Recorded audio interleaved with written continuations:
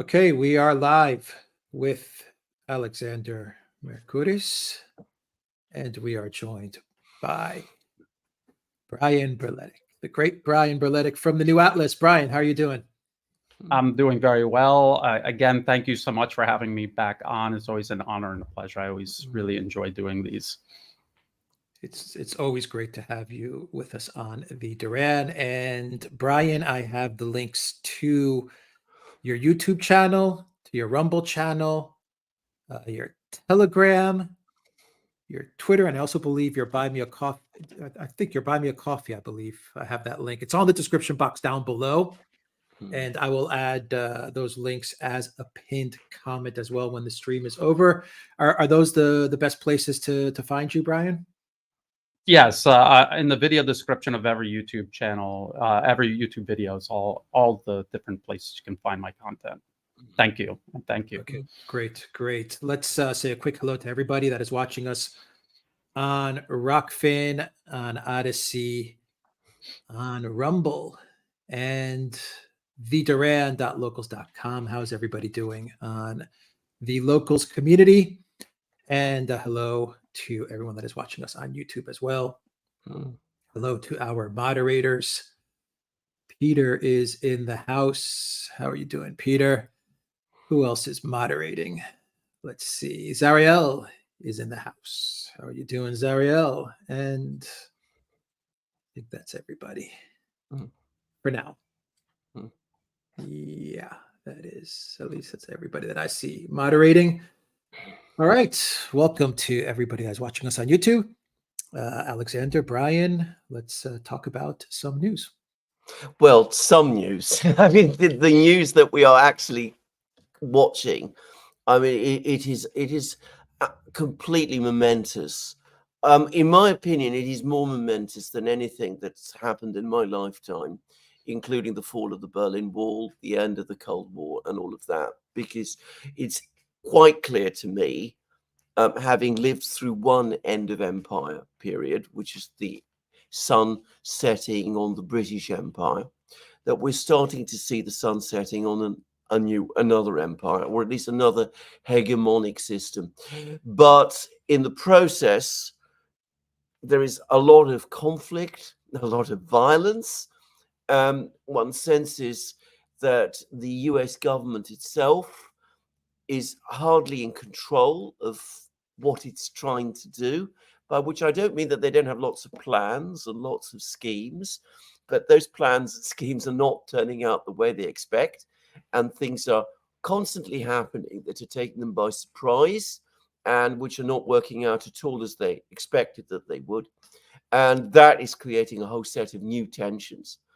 And at the same time, we get the sense that the geopolitical tectonic plates are shifting in ways that ultimately will determine everything. That ultimately is the big, colossal story. And perhaps, if I can say very briefly, we're going to talk about wars, and these are very important. The wars in the Middle East, the war in Ukraine, but China, all the talk about economic collapse, all of this, it's come through with higher growth rates than expected in the first quarter. I should make it clear, I believe those figures. I think it is true. Somebody's written to me about this, but I believe it is true that, a couple of years ago, 10, 20 years ago, Chinese statistics were somewhat unreliable. What I understand has happened is that, especially since Xi Jinping has taken over, he's made it an absolute priority to get everything like that sorted out and straightened out, and that we can actually rely on these figures. Always remember, when you hear about Chinese economic problems, like problems in the property market in China, you know all that information from Chinese statistics. So you should try and be a little consistent. If you rely on economic statistics for bad news about China, you should also take seriously the statistics when they tell you good news about China. But anyway, that's a digression. Let's now talk about the wars. We have a war in Ukraine, and I think I'd like to start with that one first, because, Brian, you've been talking about it so long, and things are turning out so clearly and exactly as you always said they would. War of attrition, fought over 2 years. I think that's now the universal consensus. A war of attrition, which we're losing. You've done some brilliant programs about the immense problems the West is having in sorting out its defense production issues. And we're now seeing that play out decisively on the battlefield. And of course, the fact that the West is having these problems in terms of production in itself is telling us an awful lot about the state of Western economies and Western societies at this particular time. So I'm going to hand over to you now. Your comments, and let's move on and talk about these in a little more detail. Absolutely. And you were talking about how the sun has set on the British Empire. And in many ways, the US inherited that empire. But more than an empire, it is a system that they inherited. And they do things in many ways very similar to the British Empire. But overall, it's a system that is unsustainable. And that's what we see with Ukraine. We see an unsustainable approach to managing your own economy and also managing this global economy, this advantage the West has had for generations over the rest of the world is eroding, and they're not changing their approach appropriately to adjust for this. So they're just trying the same thing over and over again, even though it is completely obvious to everyone, including the Western media. I'm looking at the headlines right now, this Politico article, Ukraine is heading for defeat. Again, these are things that we were talking about for the last 2 years. Ukraine ran out of missiles to thwart Russian strike on power plant. Zelensky says that's CNN. Then they're talking about the mobilization, and this whole mobilization law is just an act of desperation. They are now admitting they have this huge manpower problem. Even with the mobilization bill, even if it was passed in its most ideal form for the hardliners, it would make no difference, because mobilizing people is one thing, training and equipping them is another. And this is the heart of the problem that Ukraine has had this entire time. The support simply isn't there. And one other additional thing to point out is, if you read these articles, they're still using the obstructed $60 billion in U.S. Congress as a crutch to explain away why Ukraine is having so much misfortune lately. But it's not this 60 billion, as both of you have pointed out daily in your videos. Even if the 60 billion, even if it was 600 billion, is not going to make any difference, because the weapons simply don't exist. Well, it did. And the astonishing thing is that there's no ability to reflect or understand that. And it comes back to exactly your point. Even as things go wrong and start to fall apart, there's no ability to address that or to recognize this. This is, by the way, of difference with Britain. I mean, again, I lived through the end of empire, and I remember how the British were responding to the failure of their empire, the fact that they were having to retreat from all kinds of places. But they did have a much better understanding of the limits of their own power. The American leadership doesn't seem to have that capacity.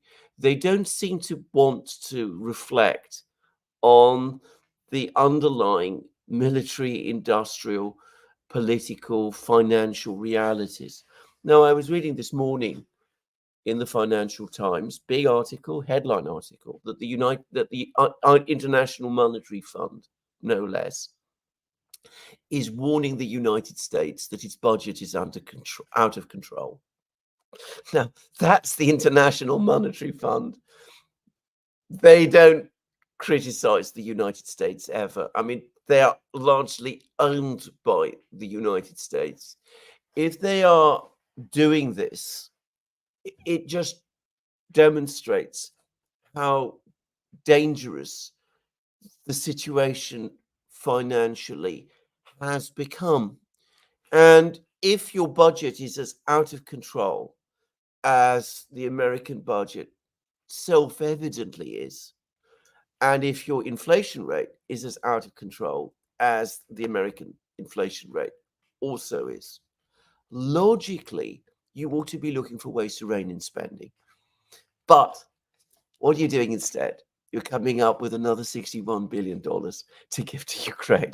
You pretend that 14 billion of that is a loan, but you've already introduced mechanisms into that spending package whereby that loan, 50% of it can be written off.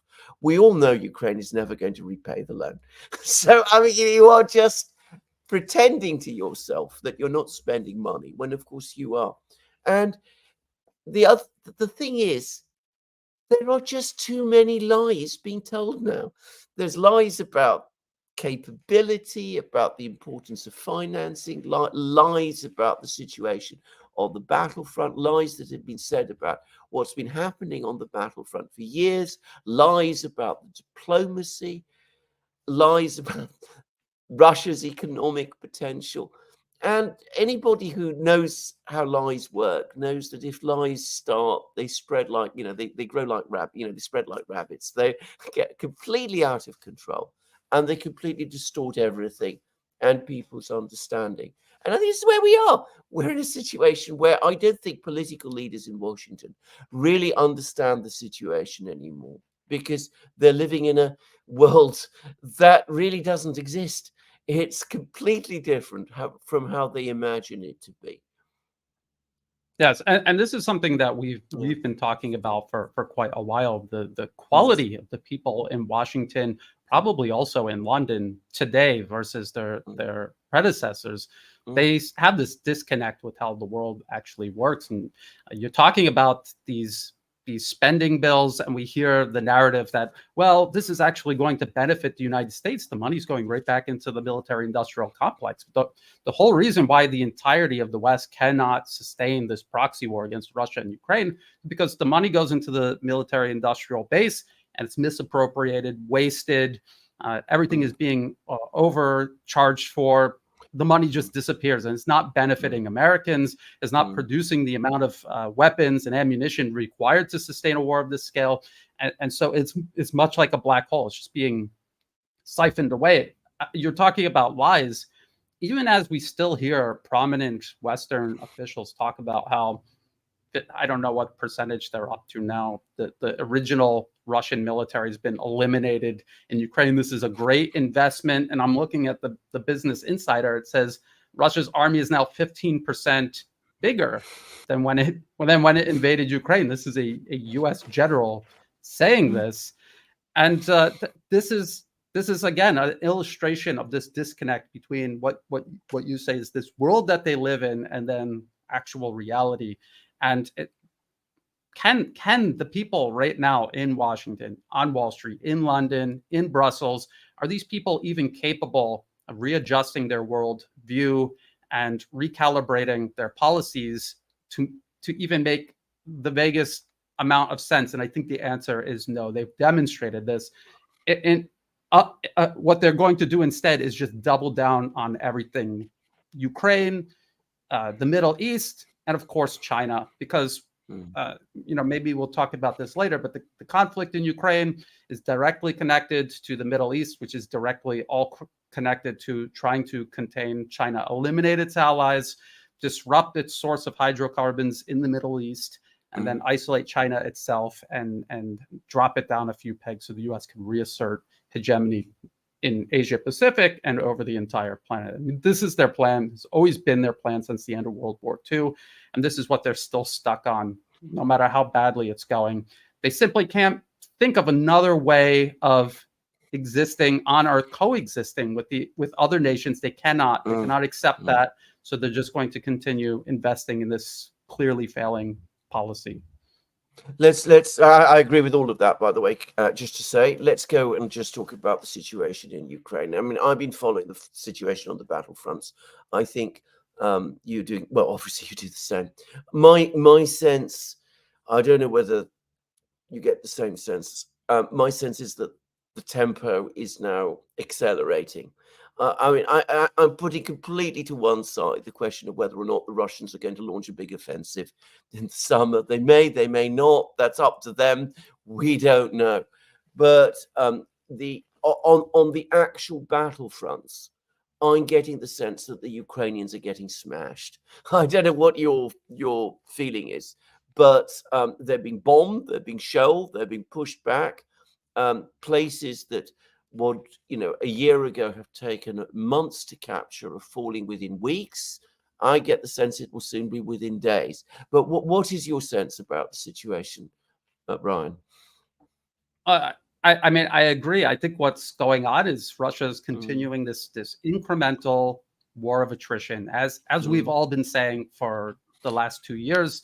That is their strategy: is to grind down Ukrainian military capabilities while building up theirs. And as the balance continues to shift, you're going to see an accumulation of effects of this strategy. And I think that's what we're seeing right now. The diminishing of air defenses, which took place over a long period of time.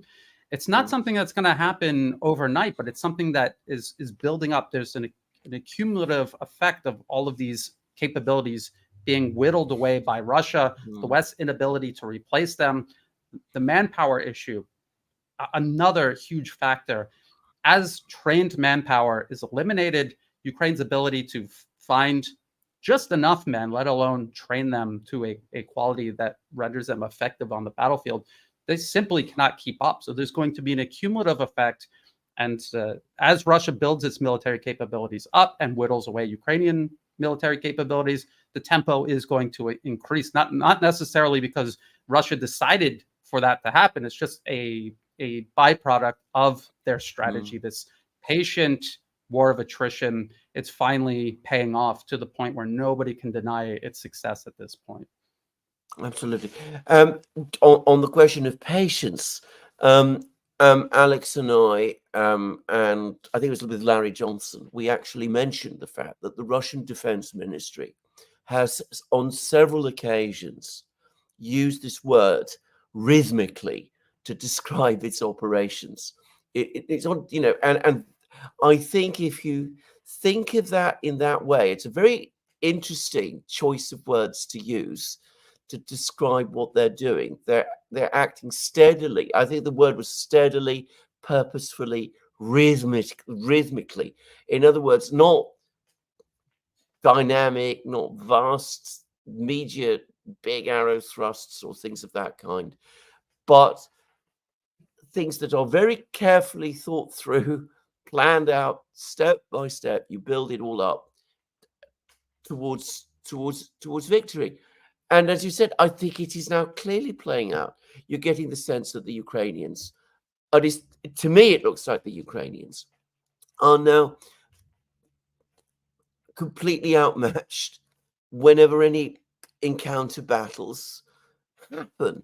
And they're struggling to close the gaps. They're having to pull troops in. And as you say, not really particularly well-trained troops anymore. The best trained troops have all gone. And there's reports starting to appear that Ukrainian units are refusing to accept orders to be deployed in various locations because they are at the receiving end of this grinding. And of course, they don't want to be. They don't want to hold out in various positions and be ground down in the same way as other Ukrainians before them have been.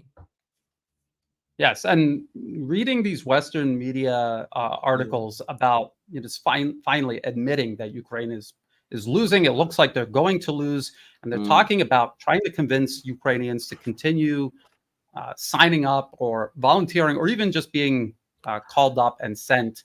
The hesitation they obviously have because they can see it's a losing fight. Why should I go and die for Ukraine when there's no prospect of winning? We're just delaying the inevitable. We're not getting enough weapons. We're not getting enough ammunition. They want to continuously blame some sort of political holdup in Washington, but it's actually a systemic problem that prevents the collective West in its entirety of supporting Ukraine sufficiently.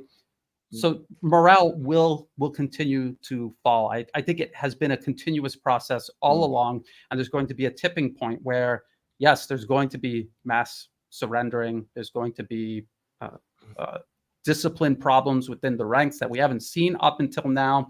I don't know when that tipping point will happen, but I think we could see the beginnings of it. We can see that. Yeah. And as far as a big arrow offensive, as I've always said, the Ministry of Defense, the Russian Ministry of Defense has never said anything about it. I guess it's always a possibility, but I think, Alexander, it was you in one of your videos, you cited a source that, I think it was a Russian source that was explaining, we have this system that is just grinding down Ukraine's military. Why change it if it's working? Just continue doing it. Do more of that rather than launching. And I honestly believe that's, as of now, that is still their plan. That was Marat Khairulin, who is the absolute doyen of Russian war reporters. I mean, he's an I mean, Russia has superb war reporters. By the way, so does Ukraine. But Khairulin is in a class of his own, and it's fairly well known that he's, quite close to many senior people within the Russian military system. So what he says, I think, is pretty authoritative. And his point was exactly what you said, that, since we've perfected this rhythmic system, to use their expression, why change it? Why be stampeded into doing something which is different from what we're doing now and which is working so well for us? And I think we should listen very carefully to what the Russians say, which of course far too few people actually do. What do you think? What do you think is going to be the major places where things are going to happen now? And we're hearing a lot about Chasiv Yar. We're hearing a lot about the places west of Avdiivka. There's lots of talk about Kharkiv. Do you think that the Russians are going to try anything in any one of these places over and above what they're doing now? Or are we, is it not really for us to try and guess? Because I'm always asked these questions. That's why I ask. Yes. I think people should just wait and see. Again, it is just I don't think they even know what they do is they apply pressure everywhere when they see an opportunity to exploit it. It's hard to tell when, even for them, maybe it's hard to tell when that opportunity will present it. They always, they're increasing the size of their military, the capability of their military. They have more resources to exploit one or more of these opportunities.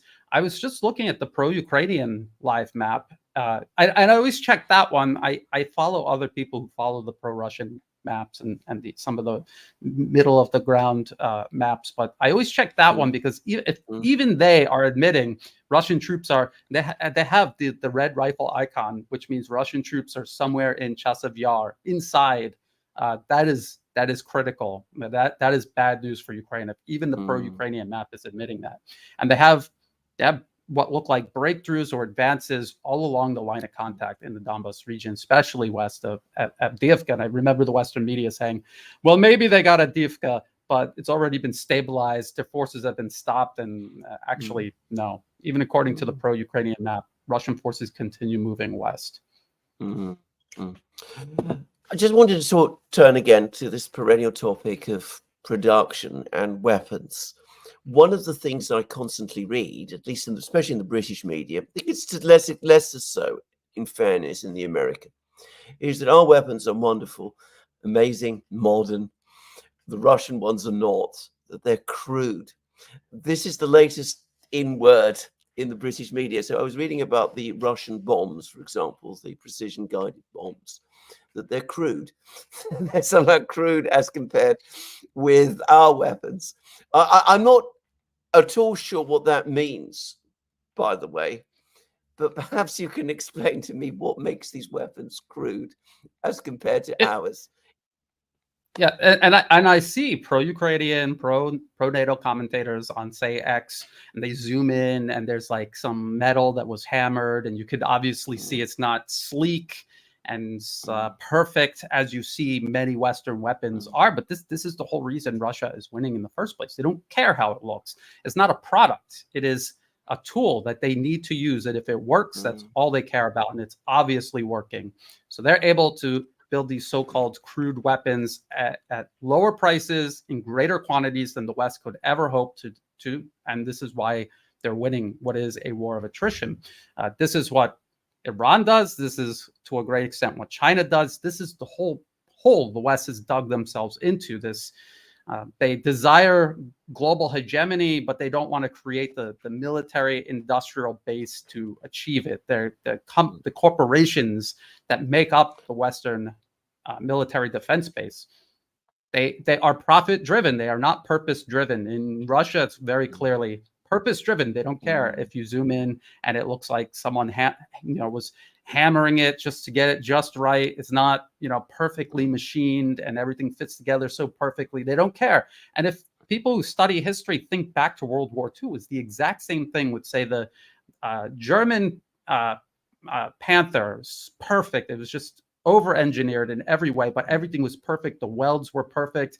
The T-34 that had welding gaps you could fit your hand through. And people look at that and they say, well, that's crude, but it was crude because they were focusing on quantity, not necessarily quality in the sense of superficial perfection.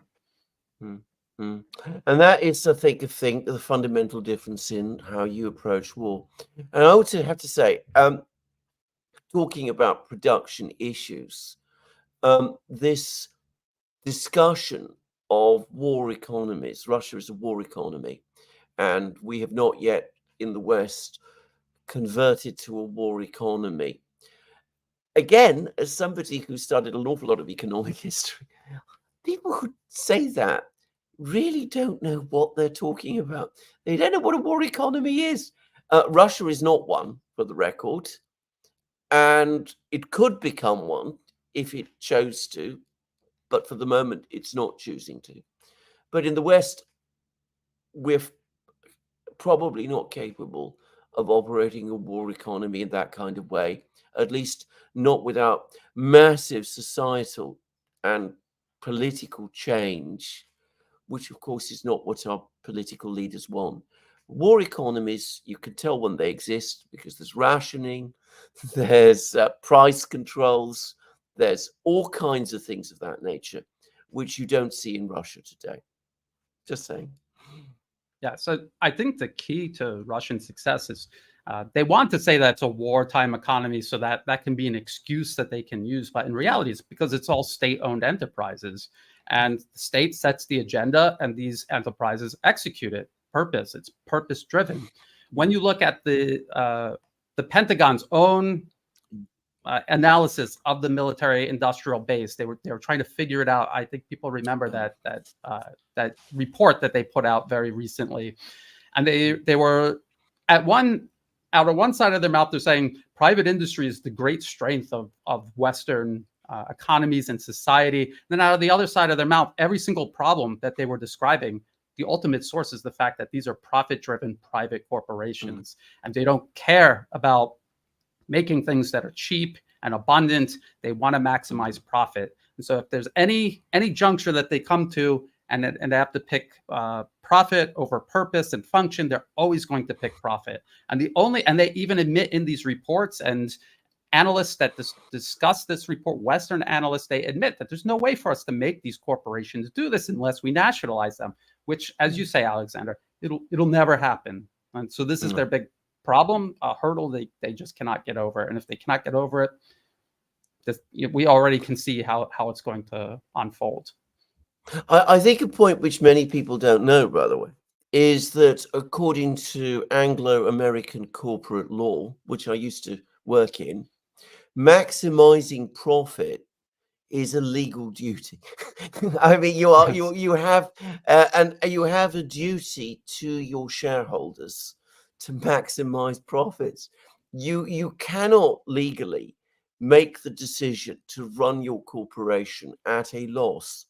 If you do that, then you are legally liable to your shareholders for the consequences. I mean, you can make mistakes, and of course people do all the time, but literally running your enterprise in that kind of way for corporate leaders is a very high risk thing, even if, of course, they had any real desire to do it, which of course they don't, because they are beneficiaries of the system as it exists now. I mean, if it was not a profit-focused business, they wouldn't be able to have their telephone number plus salaries and their share options and all of those things which come with it. I mean, that is the reality of the system. It's systemic, so they would have to solve Mm. that, and just think about how difficult that would be for the collective West would have to collectively solve this problem, because I think that is the case across the board. I mean, they could solve it by just creating a state enterprise that did all of these things, but there's just the military industrial base of consisting of private corporations. They just have too much power over the government, whereas in Russia, the government controls the enterprises, which is the way it should work. It's the only way it can work, and we can see why it's just so night and day when you look at these two systems. And then for the West to be having these problems with Russia, but still obsessed with the idea of continuing this conflict with China, whose military industrial base and industrial base in general is just so much more massive than even Russia's. Well, indeed, because that was the difference. In the 1940s, the United States had a colossal industrial base. So even despite all the things that we've just been talking about, you could, to some extent, in fact, to a great extent, mitigate the factors that work against a privately based industrial system producing weapons cheaply and inexpensively in vast quantities. You could mitigate it because of the sheer scale of the American industrial system. And of course, all that was done under a system of very, very tight state control, which operated throughout the Second World War, which included price controls and rationing and sweeping laws that enabled the government to allocate resources to enterprises and things of that kind. And of course, there was enormous engineering resources, massive depth of engineering resources in the United States. Now, that exists to a far lesser extent today in any Western country. Of course, engineers, and I've worked with engineers, are the people you need to manage these enterprises. They're the right people to run the enterprises because they understand the production system, they understand the supply chains, they understand how the machine tools work, they understand how to deploy the workers. We don't have that managerial skill within the engineering class anymore because managers in the West are not drawn from it to any great extent any longer. In China, to a great extent still in Russia, it is different. They too have also, just as the United States used to do, a colossal industrial manufacturing base. They have massive capacity. And of course, a lot of their manufacturing is, as you rightly said, state-owned. So competition with them is hopeless. It cannot succeed. And people who say that the Russians are achieving what they're doing because the Chinese are helping them, well, they are helping them up to a point, maybe by, supplying processors and machine tools and things like that. But of course, if the Chinese got into this in earnest, I mean, it would change the whole picture. Very, very fast indeed. We would not be talking about a war that would last, a year, months even. It would probably, we'd see visible differences within weeks. I mean, we wouldn't be talking about hundreds of thousands of shells being produced a month. We could easily talk about millions. Yes, and I've seen even Western sources, and this is something that I've got to do additional research into. And I think you and Alex have talked about this as well. These automated factories in China making more cruise missiles, and I forget what the period of time is, but many more in a very short period of time than the U.S. makes all year. And just looking at Russia talking about the 60 billion over and over again. And they're talking about getting additional Patriot missile systems. Before the show, we were talking about how they talk about upgrading the Hawk air defense systems. Look at the number of missiles that Russia has fired into Ukraine. And considering that air defense systems have to usually fire 2 interceptors for every incoming target, they've already sent in more targets than Patriot missiles that have ever existed on the planet Earth. It's just there's no way. And you're talking about capabilities, say back around World War II in the West. These are capabilities that they've allowed to atrophy. And as we can see, they're desperately trying to revamp it all, trying to bring it back online. And they realize how much goes into building up an industrial base. It's not just spending money and building factories. You need the manpower, you need downstream suppliers, all of these things that they put into China because it was cheap for them. Now they have to rebuild it from scratch. It's something that will take, as we've all pointed out, years and years and years to do. And then, and additionally, they say, well, we'll just build these factories inside Ukraine. I think, as Alex pointed out in a recent video, how are you going to operate factories? Either forgetting about the fact that Russia will just shoot missiles at them if your power grid is being systematically disassembled. So it is a combination of mounting problems, and there is no one capable of solving them. And the first step in solving this is to understand that the West should not even be doing this in the first place. This game of global primacy is a game that cannot be played. It will fail, and they need to re-examine where they fit in with the rest of the world. But psychologically, ideologically, I think they're incapable. At least the people that are in power right now, they're incapable. Yeah, I think that's absolutely right. I mean, I just wanted to mention this. I mean, you get sometimes rational people. There's an article in The Hill by Thomas Graham, who was a senior official in, believe it, I think it was the George H.W. Bush administration. He says, we didn't take into account Russia's security concerns. We should have avoided the war. We can come to some kind of a peaceful resolution now. Let's do so. J.D. Vance, in a somewhat elliptical way, is essentially the same thing. But then I was reading an article, I think it was in Foreign Affairs, by a man called Pottinger, who said, we mustn't manage the relationship with China. We must win. We must win against them.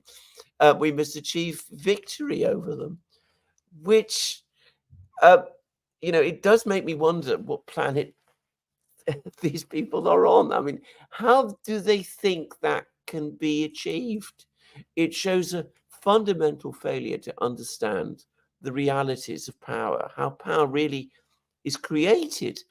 In the United States in the 1940s, the United States had this enormous industrial capacity because it had been built up continuously, even during the Depression, ever since basically the Civil War. I mean, that was when the industrial surge in the United States really took off. That's a period of around 80 years. You can't achieve in a few months what it took 80 years to do.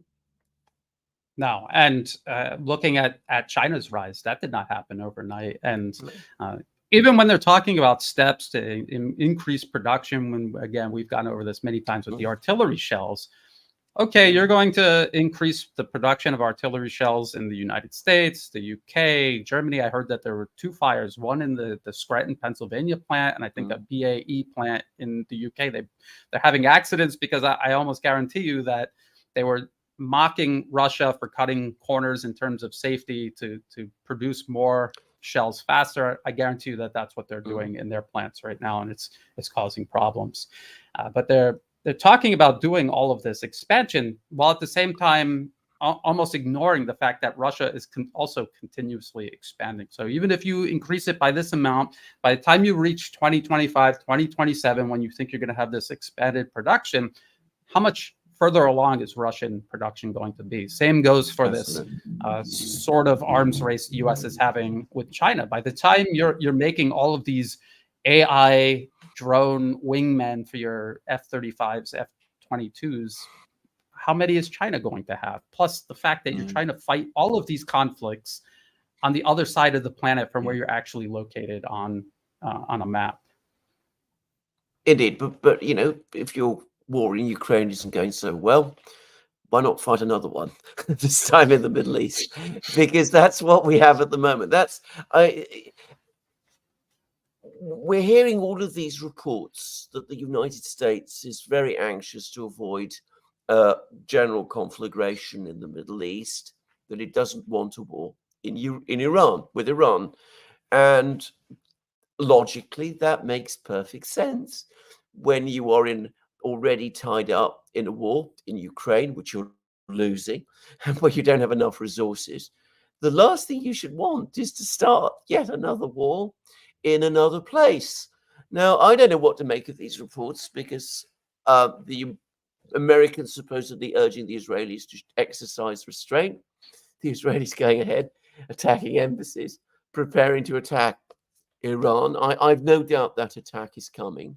The United States, all this urging, apparently it's not prepared to do anything to stop Israel doing that. It looks like we are heading remorselessly and relentlessly towards a war with Iran, which, as Alex and I have been saying program after program, and I know you've been saying it too, many people in government in the United States have absolutely want.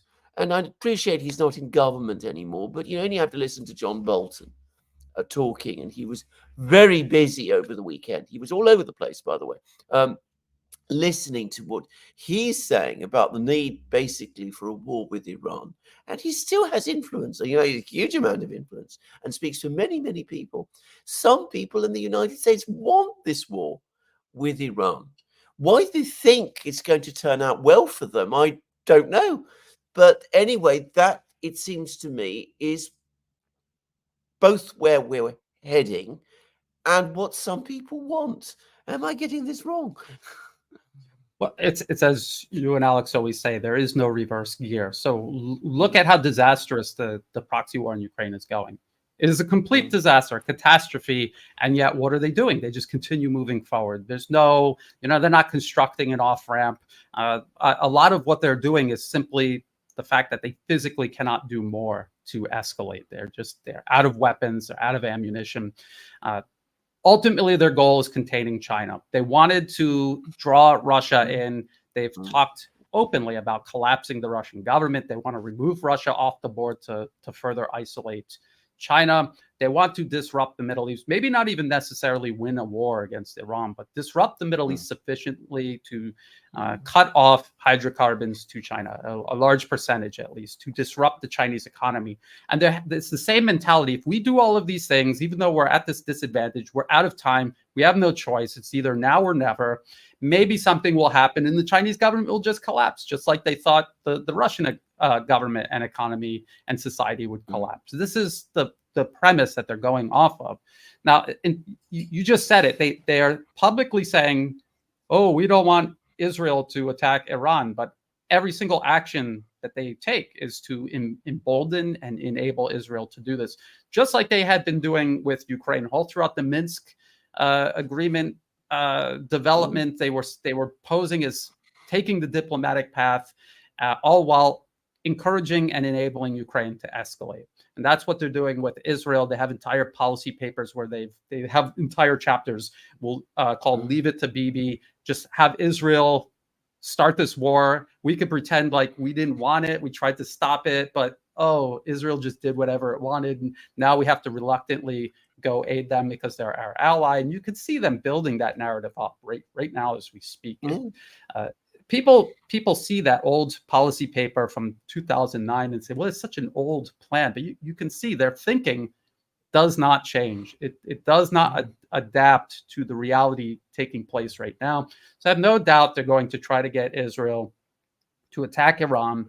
They're hoping Iran miscalculates, overreacts, and so they could create a conflagration across the Middle East. And all while they're doing this, they continue to build up their military provocations in Asia Pacific against China. Ultimately, they want to create the perfect storm where Russia is distracted, the Middle East is on fire, and they can fight a war to isolate China. And in their mind, they think there's, if even a slight possible victory, because they never pay the costs for all of these policies themselves. It's Ukrainians paying the price. It's Iranians, Israelis in the Middle East paying the price. It'll be the Philippines and the people on the island province of Taiwan paying the price. It will never be the Mm. people in Washington, Wall Street, London, Brussels.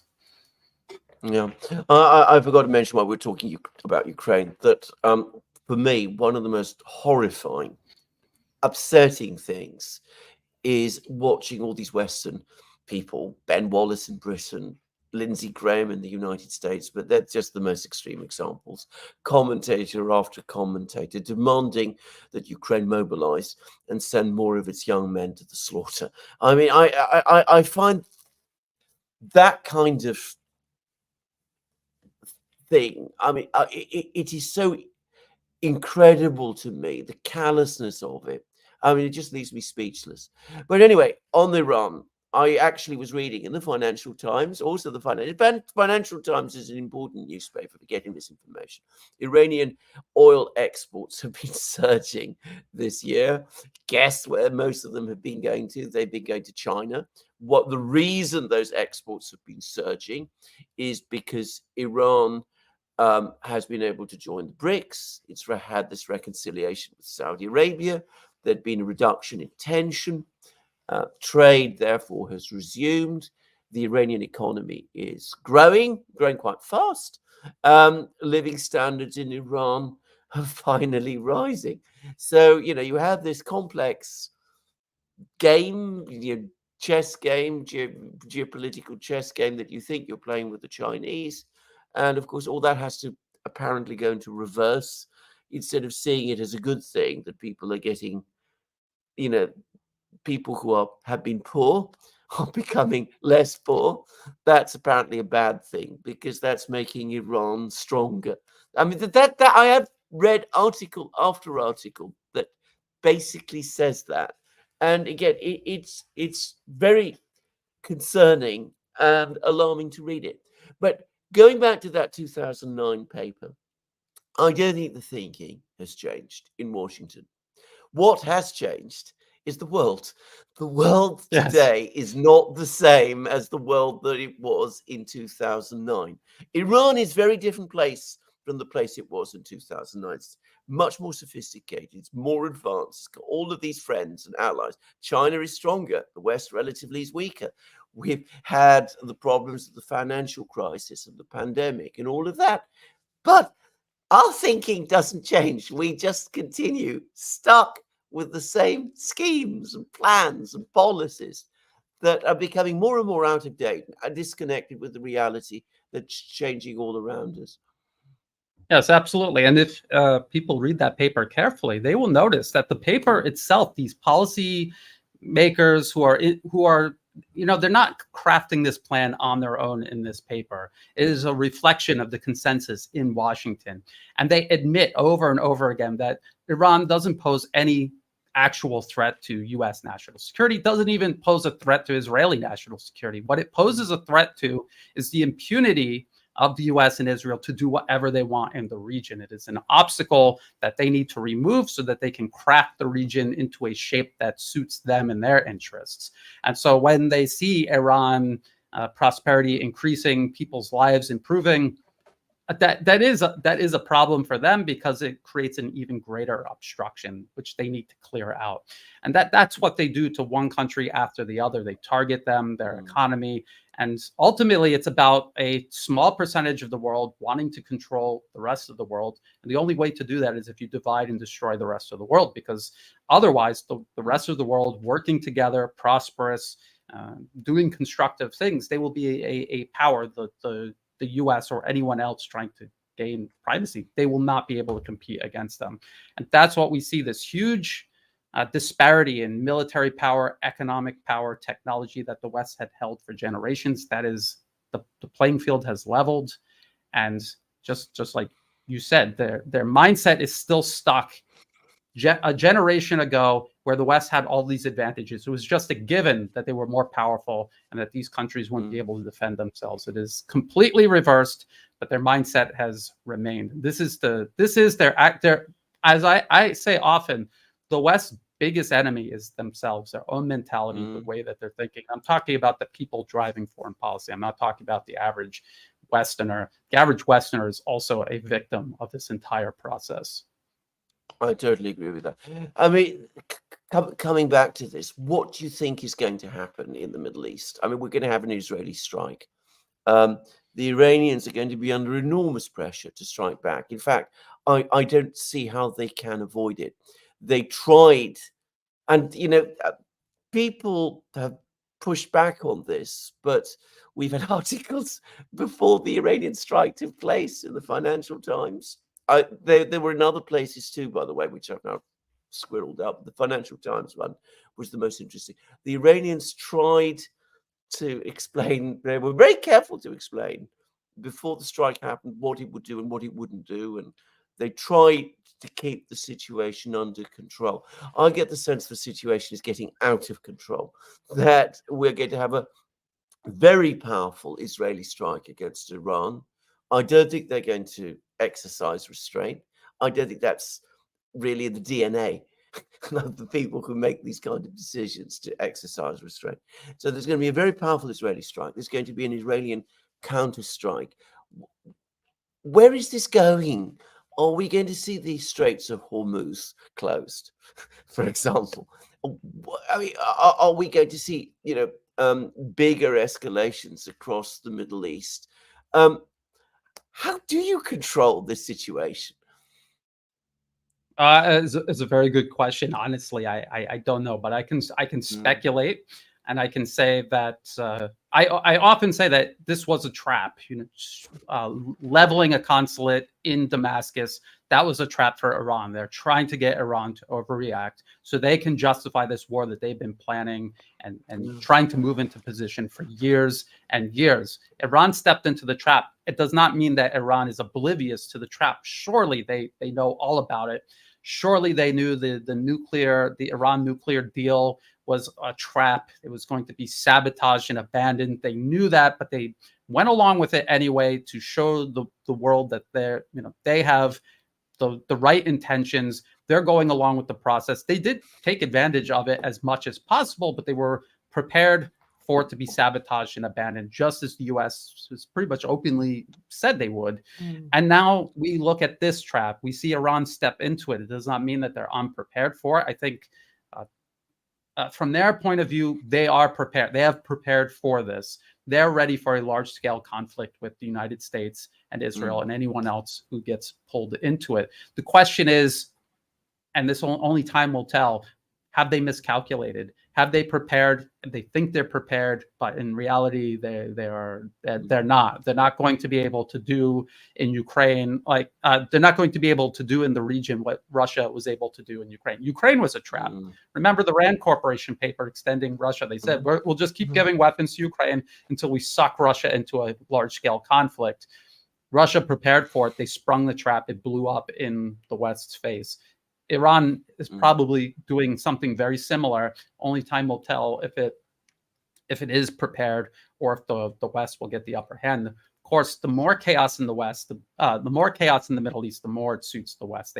They want the region back in chaos. They don't want to see Saudi Arabia and Iran repairing their ties. They don't want Syria back in the Arab League. They want everyone divided and fighting like they've kept them since the fall of the Ottoman Empire. This is the natural state they think the Middle East should be in. So that's kind of the framework, and we just have to see how it all unfolds. I mean, it's all very, very alarming, very disturbing. Now, you talked about the word trap. What many people are not aware of is that the Chinese are starting to talk about the United States being in a trap, that it's trapped in the conflict in the Ukraine, and that it's trapped in the conflict in the Middle East. And the Chinese are saying that far from strengthening the US, these conflicts are draining American resources and are putting the United States relative to China overall in a weaker position. Now, I've been following comments coming out from China, and of course, we've had a number of very interesting meetings that Xi Jinping in particular has had. He's had a telephone conversation with Biden. He's met with Scholz. He's also met with Lavrov. But my overall sense of the Chinese is that they're starting to become more assertive towards the West than they have been at any point previously. I thought that Xi Jinping was at his toughest, tougher than he's ever been with Biden in the recent call that they had, which Biden wanted. And he, I thought, gave an excoriating lecture to Scholz about the whole Ukraine conflict. Do you get the same sense that the Chinese are gradually coming round to the feeling that, one, the West is getting weaker, and two, it's also time for China to start to assert itself more? Yes, I do. And China's been playing a very long, patient game. They had been in the process of being colonized by the West. So think about from that period of time to where they are now, how much change has taken place and how patient and how thoroughly thought through everything they have done throughout that process has been. And so now we see this. It's part. Yes, China is stronger and they're able to do this. It's also part the West is giving them no alternative. What alternative is the West giving China? Even as the West is unraveling, they are putting more troops on Taiwan, which is internationally recognized as part of China. They're turning the Philippines into another Ukraine. They are encouraging the Philippines to provoke China, ruining their relationship. And China does not want to burn bridges. They don't want to destabilize the region. They do most of their business in that region. So yes, they have to become more assertive. And if being more assertive can force the West to change its behavior, even in the slightest way, I think they're willing to do it. Because by being patient at this point makes no sense, because it's very clear what Western intentions are. So being patient at this point isn't going to make a difference, I don't think, for China. So they're going to lay out what needs to happen, and it's going to be up to the West to either take it or leave it, and then pay the consequences. It's been pointed out to me by a Chinese commentator that the agreements, the core agreements made between the United States and China back in the 1970s, which were the foundation stone of the relationship between China and the United States, the development of relations thereafter, not only required the United States to recognize the government of the People's Republic as the government of China, including Taiwan, but also committed the United States to reducing arms sales to Taiwan, eventually to zero. And of course, what we're seeing happen is the exact opposite. And apparently in China itself, this is talked about all the time. And just as we are now getting statements from the Russians about the fact that the United States is untrustworthy and is not agreement capable. There's a Russian word for this. One's starting to sense that some people in China are coming to exactly the same conclusions.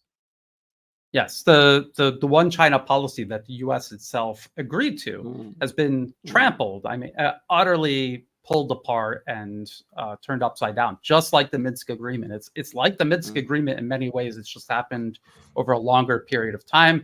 That the U.S. had withdrawn all of their troops from Taiwan. Some people don't realize that the Republic of China existed solely because the U.S. put its military there to protect it. That's the only reason it exists. And so they had pulled all of their troops out, but more recently they've been adding them back. And in all of their policy papers, they're talking about turning Taiwan into a battering ram against the rest of China. They admit that Taiwan is going to be obliterated, the economy, the infrastructure, everything gone. But this is the same mentality that they have regarding Russia and Ukraine. We can't win. Let's just make the cost as high as possible. That's what they're doing with China over Taiwan. They're also doing it with the entire Southeast Asian region. They're burning Myanmar to the ground right now as we speak. They're militarizing the Philippines, putting U.S. troops on the Philippines. They continue getting Japan and South Korea to sleepwalk into a war with China, even though, again, if you look, all of these countries, their biggest trade partner is China. And people might find that hard to believe, but it is. It's true. And Taiwan is part of China. It does almost all half, I think, about half of its exports go to the rest of China. So it's madness. And they're going to do to this region what they've already done to not just Ukraine, but we have to remember how the rest of Europe has been affected by this proxy war. That is what they're trying to do in Asia. And the mindset is, maybe we can't win these wars, but we can just create chaos everywhere and knock everyone down. We're down. Maybe we could get everyone down here with us. I think that's their primary strategy at this point. And we can see Russia, China, even Iran, they're hesitant to fall into these traps. They have to when forced to, but they want to try to maintain stability because they know time is on their side ultimately. I mean, just think about Israel and the United States. Even a year from now, do people imagine they will be stronger in the region or weaker in the region? Obviously weaker. So they're out of time.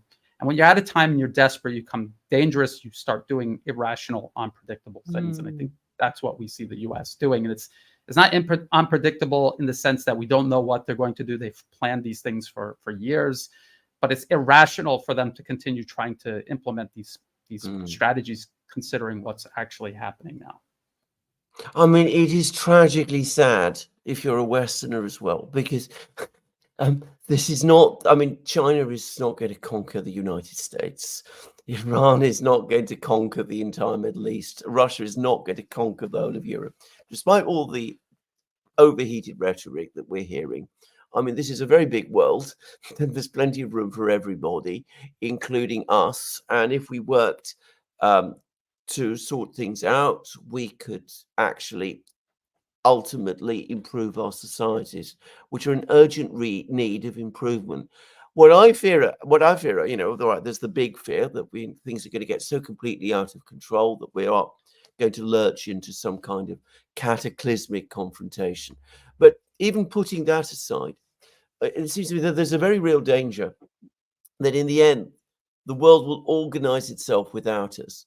And I suppose say us, you know, us in the West, we're going to plunge and get into a deep crisis, and the rest of the world will move on, and we will be far weaker and far worse off than we would have been if we'd simply gone with the flow and worked with the system that's developing and accepted that history, you know, goes forward, and you know, and had adapted ourselves to it.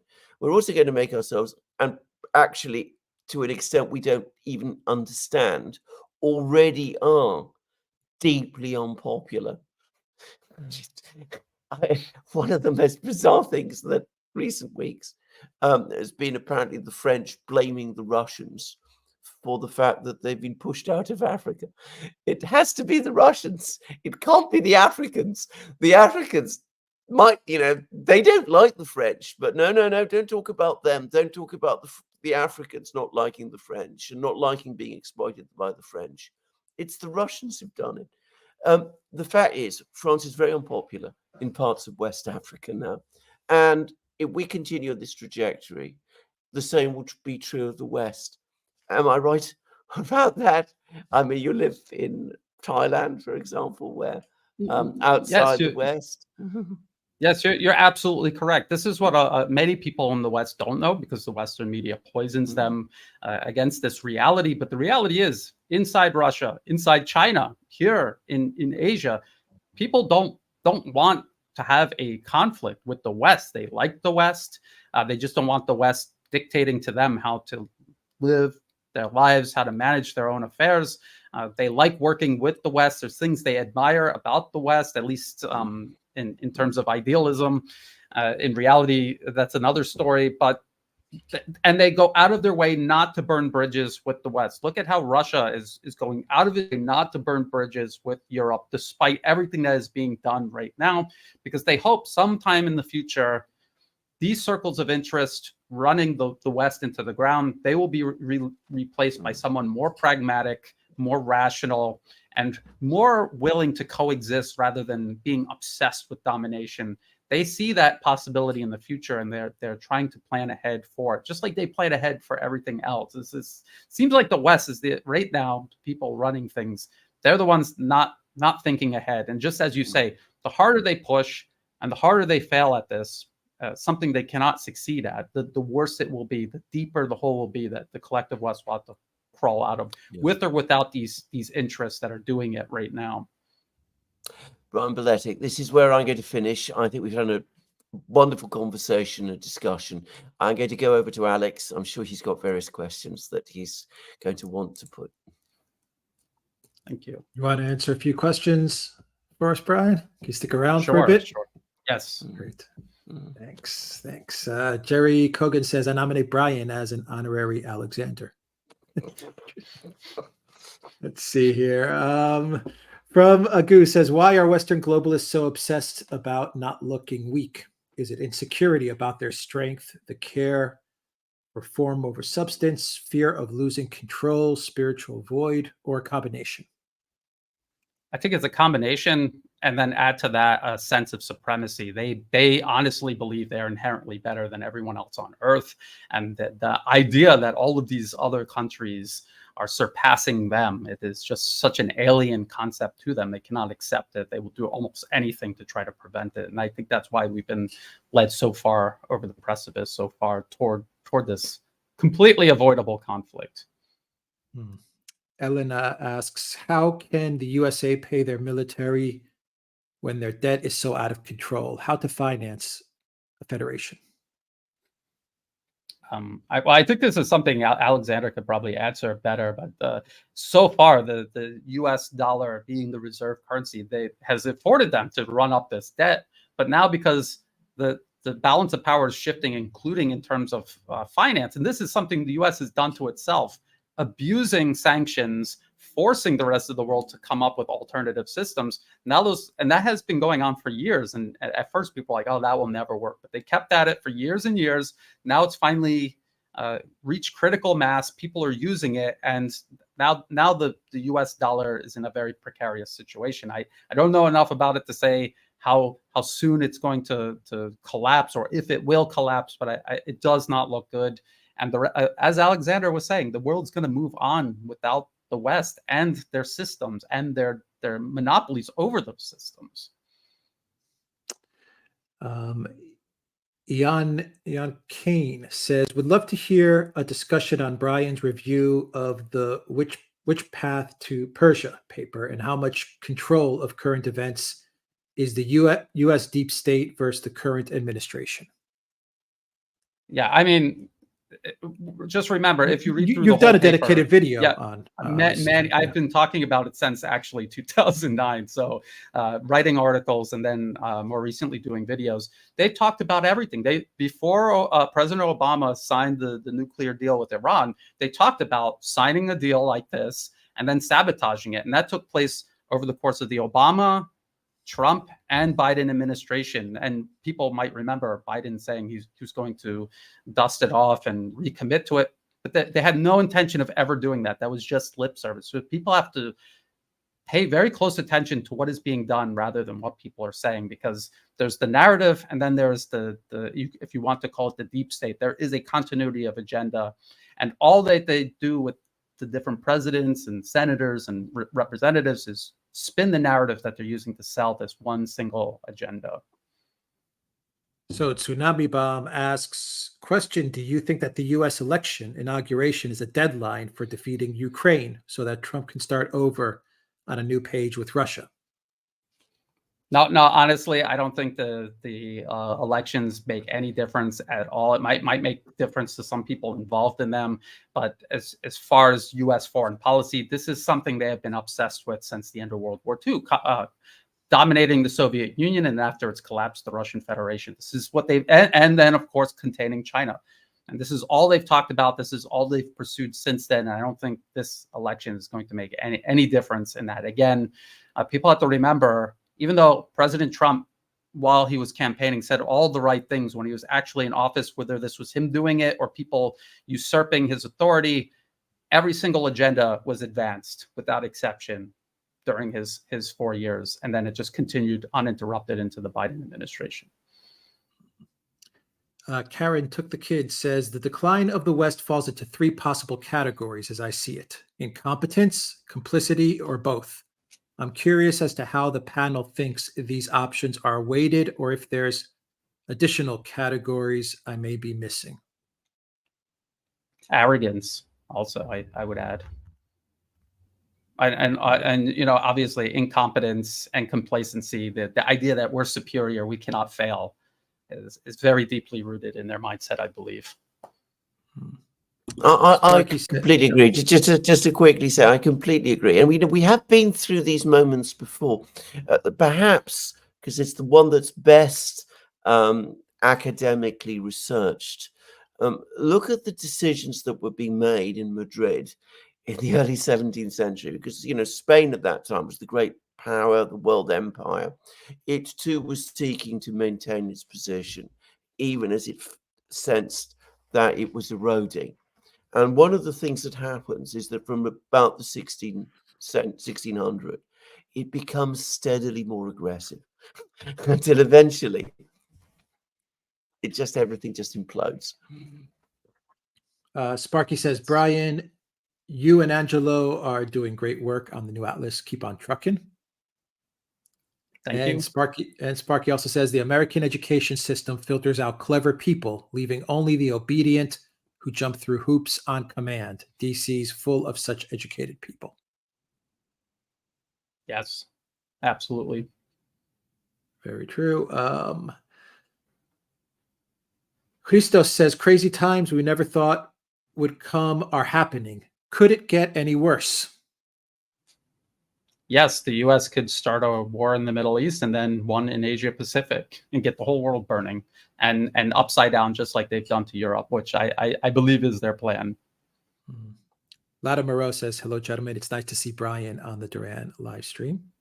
Thank you, Lada. Elaine says, all three of you keep me from despair. Brian opened my eyes to China. Alex makes me laugh on even the darkest day. And Alexander's ultimate optimism, compassion, and breadth of knowledge is a joy. Thank you. Thank you, Elaine. For that, Yahoo says, big congrats to Duran, securing Brian's first return video. Invaluable Brian's expertise of historical policy papers. Brian, can you please do a video on Russia's new turtle tank as the tank expert?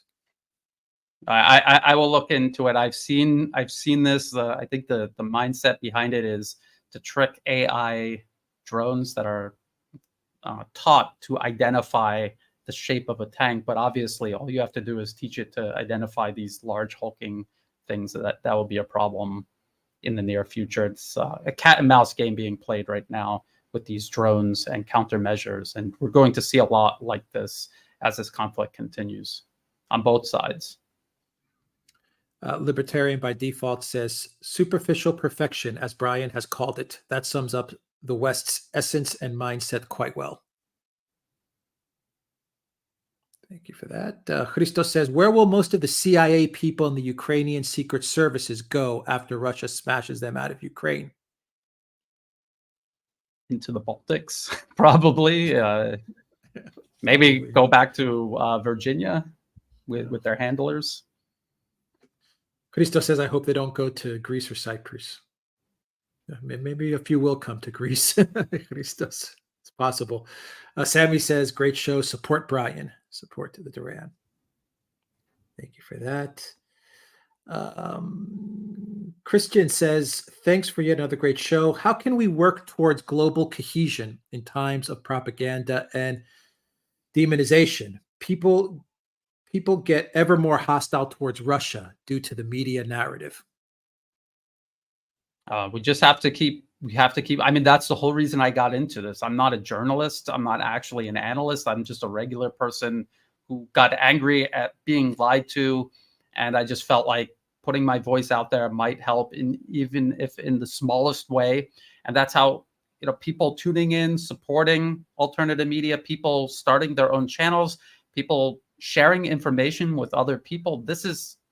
It has been making a huge difference. I mean, if people remember 10 years ago, 20 years ago, how much control the West had over the narrative and how tenuous it is now, despite how much they've expanded their attempt to control it. it definitely is making a difference. So we need to do more of that. I think that is the key to it. Right. And Sparky says, Brian, there are many lobbies with undue influence on the U.S. Congress. Congress supplies them with money, much of which is kicked back to the congressmen and senators who voted for it. What can be done? Again, you just have to try to wake people up to this. If people knew the role of these lobbyists, and people have to remember, beyond lobbyists, these corporations, the U.S.-based corporations, have all kinds of ways of channeling money into Congress's pockets. There's so many different ways they can do it, where there's not even a record of it, and they've been caught doing this. The pharmaceutical corporations especially have all kinds of ways of doing this. By exposing it and raising awareness of it, I think that is the best way to start. You're certainly not going to demand of them to stop doing it and then they'll just stop doing it. You have to raise awareness and start putting pressure on them, while at the same time creating alternatives to these corporations that are putting money into their pockets. We pay into these corporations every single month. You start paying into local alternatives, you're taking all that money that's going to them and diverting it to your own community. That is basically multipolarism, is Russia, China, all these other countries creating alternatives and channeling global resources into those alternatives away from Western monopolies. So we can do this on a local level also. Sham says, thank you for your insights. I watch daily and have for a while now. You give me hope. Thank you. Latimer says, I don't think hypersonic cruise missiles are made crewed. They won't be able to perform, unlike Boeing airplanes. Ricardo says the F-22 was mostly hand-built and parts had to be hammered in place too. That's one of the reasons why some planes don't have interchangeable parts, and Boeing's build quality isn't anything to brag of. Well, yeah, now that people see the truth, that's that layer of superficial perfection peeling off for all to see. Yeah. Sparky says, Brian, in the late 1990s, many safeguards to keep America war ready were taken down since they were inconvenient and viewed as unnecessary since the Cold War was over. Short-sightedness run amok. Yes. Short-sightedness, one word. It's the main problem that the West has in not thinking all of this through. Yeah. Libertarian by Default asks, is there a breaking point at which the West realizes that having their way is not going to happen and that they need to start compromising to avoid collapse? Which country will be the first to do that? Which country will be the last? It could happen in the sense that the circles of interest controlling things now are slowly displaced by a more rational circle of interest, and then that's how it will happen. These people are never going to get it. They don't get it by now. They never will, and they will just continue until they're flying off the cliff into oblivion and taking everyone with them. Yeah. Oscar says, how many missiles and drones did Iran send on Israel? First, Israel said 200, and now they say 350, and 120 was ballistic missiles, which they say they downed 115. Do we know the exact numbers, or? No, actually Alexander was talking about it, about whether or not they were counting missiles and rockets fired by Hezbollah and other groups in the region. So I don't think we're going to get a concrete number on that. And obviously they're lying about how many they've shot down. Can I just say to that, I can remember, this is going all the way back to the 1982 Lebanon War.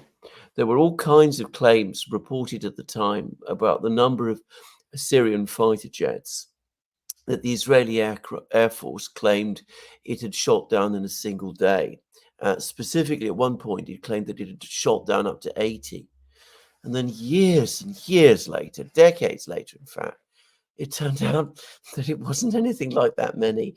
And we had the same with the Patriot missiles that were shooting down the Scuds over Kuwait during the 1991 war. I think we need to be very, very careful before we just accept these numbers that are thrown at us.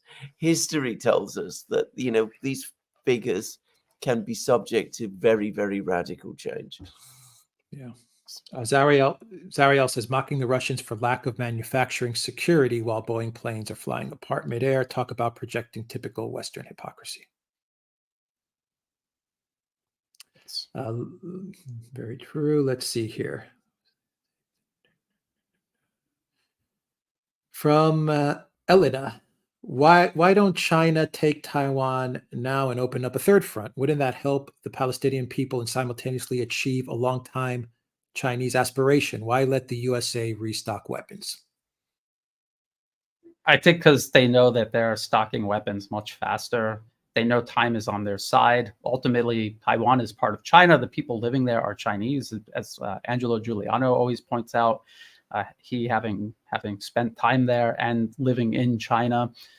They don't want to create a conflict that is going to scour human life off of the island, as U.S. policy makers have planned. That is their plan, is to fight the rest of China to the last person on Taiwan, just like they're doing to Ukraine. If you could avoid that, I think that you would. If Russia could have avoided what is happening in Ukraine, I think they would have. I think they spent a lot of time trying, and I think China will only go to war over Taiwan if it's absolutely the last resort. Cluster Musician says, have you seen what the city of Mariupol looks like now? Michigan problems still not solved. Quite the contrast. Very true. And Lim says, will Israel be able to overwhelm Iran's air defense systems? Does Iran have the capacity to produce ammunition for a long war? Good questions that I think only time will tell. What I will say, though, is if Israel could not bomb Hezbollah to submission in 2006, they're not going to be able to bomb Iran into submission now. That's not going to happen. Can they overwhelm Iranian air defense? Probably.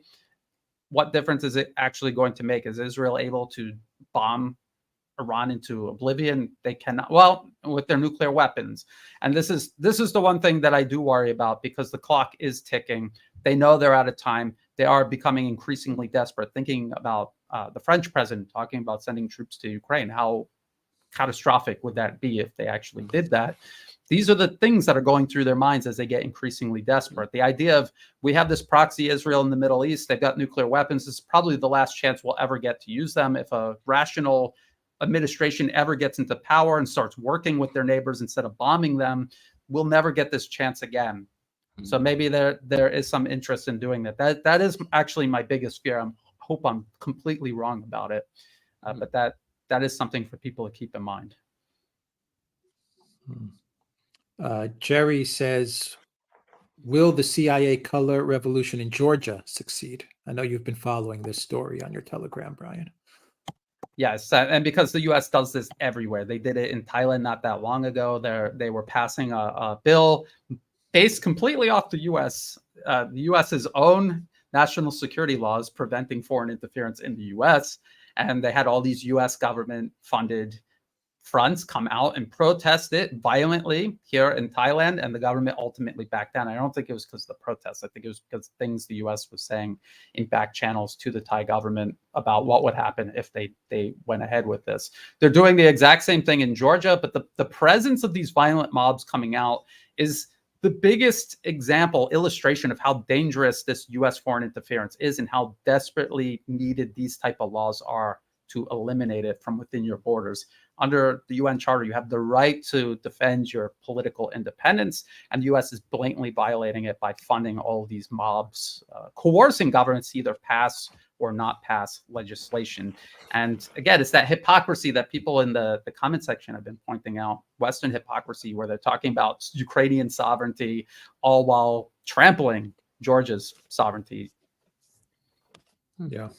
Sparky says, Brian, as a neo-colony of the U.S., Israel of late seems like a child with poor moral judgment leading around their demented parent, the U.S. Is this the case, or are Blinken et al. That evil and stupid? Having Israel look like they cannot be controlled works perfectly for stated U.S. policy to trigger a war with Iran and absolve themselves of culpability. Israel did it. Look, we tried to stop them. They couldn't be stopped. It was exactly like with Ukraine. Oh, Ukraine is killing journalists in Russia, that's so evil. How could we're not supporting that? Obviously, we're not supporting cross-border strikes into Russia. All while, I think it was the New York Times eventually admitted, or maybe the Washington Post, that the CIA has been embedded with Ukrainian security, who's doing this all along for years. Surely they know, and surely they're involved. But it just suits the U.S. to appear like they have no control over this. Plausible deniability. Lim says, what could the Philippines and China actually fight over? Neither would be invading the other. So what would the war be over? Control over a few rocks in the SCS? How does that play out? That is exactly the point. There is no reason to have any sort of conflict between the Philippines and China. They're fighting over World War II era landing boat that the Filipino Navy grounded on purpose on this submerged shoal. It's not even an island, and that's what they're fighting over. And they're only fighting over it because the U.S. has politically captured the Philippines and has encouraged them to do this and enabled them to do this. In reality, the Philippines and China, the trade between the Philippines and China, it's the Philippines' largest export market. It's also their largest import partner. Why are they starting a war with their largest source of economic trade? It makes absolutely no sense. And it's exactly like Ukraine being pitted against Russia. They were doing all of their business with Russia. They were also enjoying trade with the West. And the U.S. overthrew the government, put a client regime in power, and artificially cut Ukraine off, created an artificial conflict with Russia that ultimately destroyed Ukraine. As we can see, they're doing the same process all over now in the Philippines. And people will say, well, what about these maritime disputes? Philippines has maritime disputes. Their claims overlap with other countries in the region too. You don't hear about that because it doesn't suit the U.S. to trump those up and escalate those. They're only escalating the disputes with China to take normal disputes that people have all around the world, escalate it into a conflict the U.S. can use as a pretext for wider war. That is exactly what they're doing. Michael Seymour says the equivalence is unimaginable. China with 400 military bases, warships close to U.S. coasts, pushing Puerto Rico for independence. And having troops on Catalina Island, maybe right off the coast of California, to make it a little more accurate. Yeah. Well said, Michael. Irish Partisan says Belarus kept the USSR state enterprises, which enables the government to not only plan but allocate resources. Its economy is self-sufficient. Belarus produces its own food, consumer goods, and machinery. Yeah, Alexander. I mean, No, it is you're not muted. completely. It is not completely self-sufficient. I think that's an important. I mean, it's not self-sufficient in energy terms. Its economy is tightly integrated into Russia's, and it requires a lot of, trade with Russia to function. But of course, it is a mutually advantageous trade because the Russians also need a lot of the goods that Belarus produces. We did a very, Glenn Deason and I did a very, very long, but very interesting program, I think, interview with the Belarus ambassador, Ambassador Miroshnik, and we discussed the Belarus economy there extensively. If you want to look up that program, you can find it on the Duran. You can discuss, we discussed it all there at length. Yeah. Sparky says, Brian, wasn't it great when Garland Nixon's Taiwan tweet went viral? Unlock Garland's account. Yes, and I've actually on X, I've had New Eastern Outlook articles that I write. I cannot post the links; they're banned. They had been unbanned when Twitter was taken over and became X, and now they're back on the ban list. So people, I mean, essentially, even if you're in the U.S. and you have a U.S.-based social media platform, and you're trying to open it up, there's always going to be pressure and ways they're going to try to force you to restrict free speech. And that's why I tell everyone follow people on Telegram if they're on Telegram. That so far has been the best by far social media platform. Yeah, G1416 says, I'd like to understand better who takes decisions in U.S. foreign policy. Which key players would you say are there? Think tanks, NSC, etc. It's the corporate the corporate financier interests. So the shareholders, the board of directors of these corporations, they create these think tanks, they fund these think tanks, they draft these papers which reflect consensus among them. Then they go to Washington. Well, they're created into bills by lawyers. They go to Washington with lobbyists to go get signed. And then they work with their media partners, who are often both sponsors of these think tanks, but also sometimes just partners of these think tanks. And they use that to sell these agendas to the American public as if it's somehow in their best interest. That is actually how foreign policy and domestic policy works. In the U.S., it is not being decided upon in Washington, but mainly by these think tanks funded by corporations and financial institutions. Yeah. Game of Chairs says, are we seeing the end of conventional weapons, i.e. tanks, armored personnel, carriers, etc.? No, I don't think so. I think we'll just see it change as it always has changed. Many people have said that over and over again from one conflict to the other. But what ends up happening is militaries will adjust the way they use these weapon systems. The tank is still an incredible weapon system, highly mobile, very well armored, and it has a very long range. So it's maybe not so great for assaulting anymore these days, like say in Ukraine, but they still use them for kind of a standoff, highly accurate direct fire role, which is still greatly needed on the battlefield. So I think it will change. The roles will change, but they'll still remain very important. Elena says to Brian, what does Brian think about AI in the Russian military? Well, the way they're using AI right now is for helping drones identify and lock onto targets. And usually a human operator will select the target.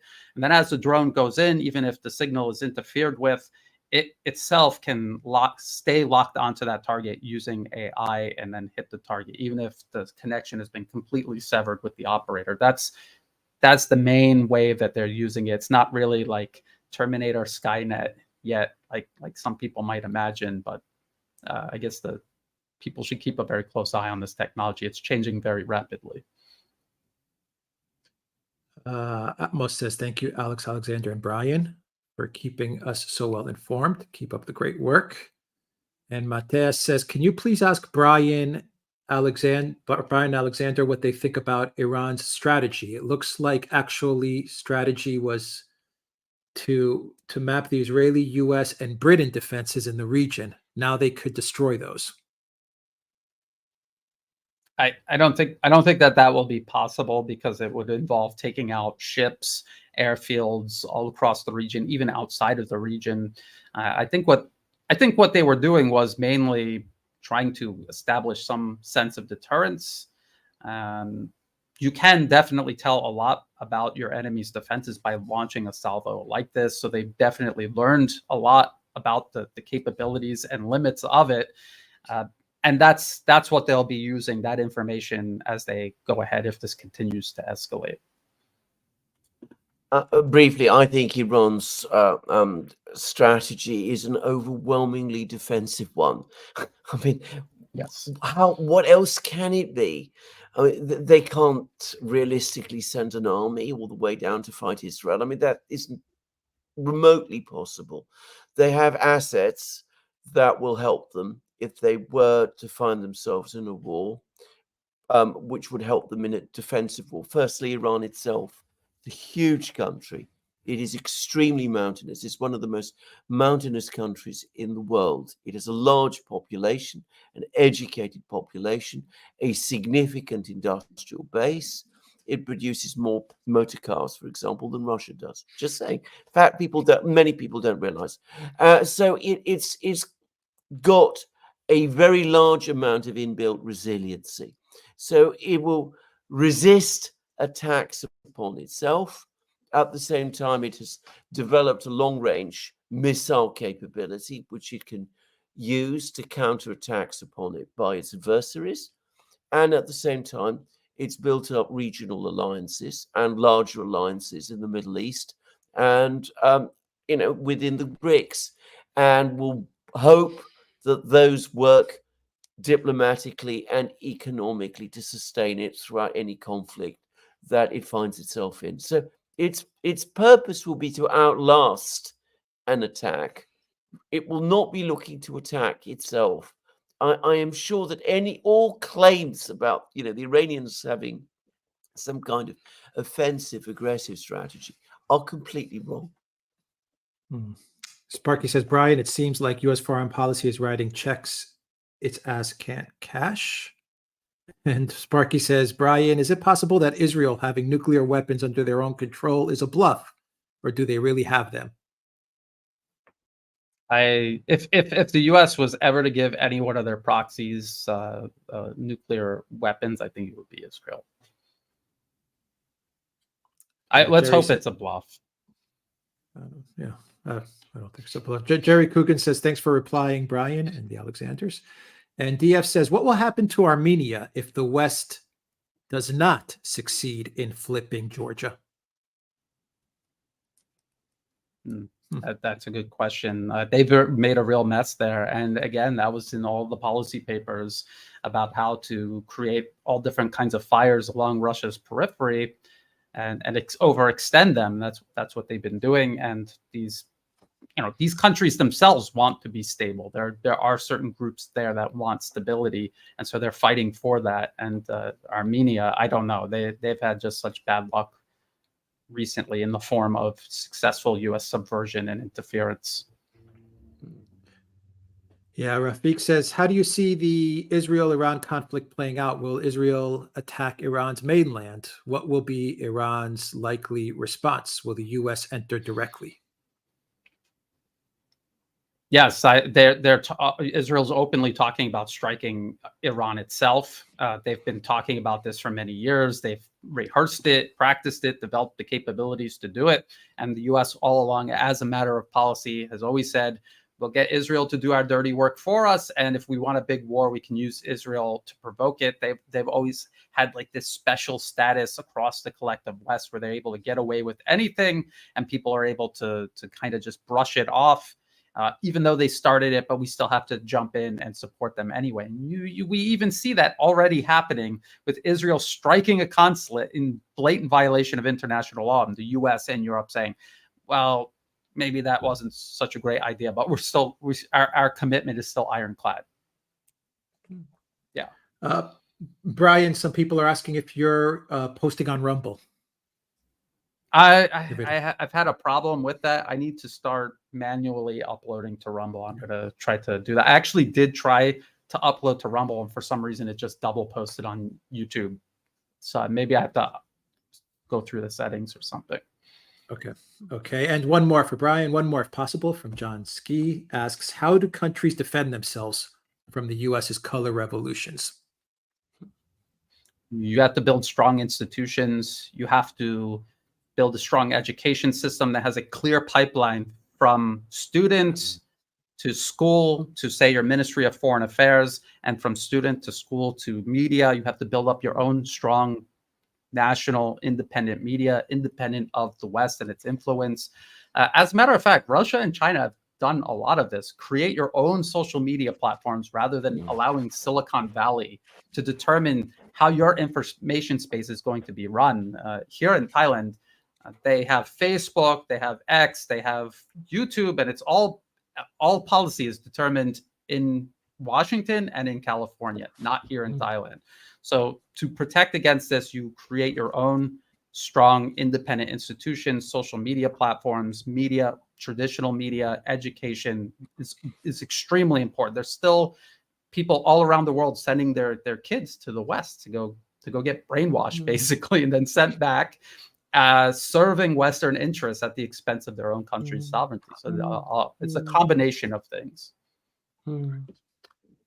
Brian, thank you very much for answering a lot of questions that people had for you. No problem. Thank you. Thank you for having me. It's a pleasure.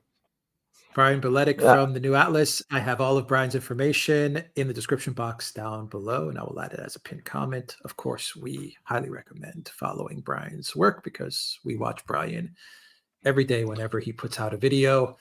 We are watching it and we are learning from Brian. Thank you, Brian. Likewise. Thank you. Well, thank you very much, Brian. And it's a pleasure always to have you on our programs. And of course, I also follow you every day. I mean, it's every time that you publish. Thank you, Thank you. Brian. Thank you. Take care. Okay. All right. Another great show with Brian. Fantastic Absolutely. stuff. Alexander, let's answer the remaining questions. Mhm. What do you say? Yeah? Yeah, absolutely. Yeah, absolutely. All Yeah. right. Okay. Sticky Mark says, I think that we're witnessing the rise of a legend who'll be up there with Queen Catherine, Vladimir Vladimirovich, to quote Shaman Yaruski. Mhm. Sticky Marks, are you talking about Navalny? Yulia Navalny? Maybe? I think that's what Sticky Marks is talking about. Mhm. The rise of Navalnaya, Alexander. Well, okay. Gosh. Commander Crossfire says, good day, Penny, for your thoughts. Ricardo Alfonso says, U.S. elite were raised watching movies boasting of American superiority. Propaganda is not to be consumed by the side pushing it. Now they're stuck. I think that's true. Dots McDot says, can Galloway become the prime minister? I don't think he wants it, to be honest. I know him a little, and I've never got the sense that that's really what he's about. I mean, I think what he's about is basically explaining to people the realities of the world as George understands it, and trying to push, trying to open up debate in Britain and discussion, and to challenge some of the terrible decisions that we have seen. I've never got the sense that he's a politically ambitious man in that sense. Zeshan, thank you for the super sticker. Latimer says, it feels like the Western politicians just run their mouths talking rubbish just to say something. You cannot expect logical thinking from such people. I think there's something even worse about it, which I think that they speak an awful lot. They say an awful lot to impress each other, and I'm afraid that creates a kind of cascade effect, because each one wants to appear tough, and the result is that you sort of start getting each one competing with the other to appear tougher, be it against Iran or against Russia or against China or whoever. And speaking out against that, saying, no, hold back, this isn't right. We've got to think about this in a different way. That gets you expelled from the club. And that's part of the trouble. Yeah. Teg DIRB says, can we please get Brian, Berletic, New Atlas, and Daniel Davis deep dive together for a discussion? Davis's audience would benefit from Brian's excellent analysis of which path to Persia. Thanks. That is very interesting. I would also add, by the way, that a lot of they say from a military point of view complements it. I mean, I don't, by the way, have any idea what Brian's rank in the military was, but I get the sense that he was not a lieutenant colonel, obviously, and he didn't have the command functions that Daniel Davis had.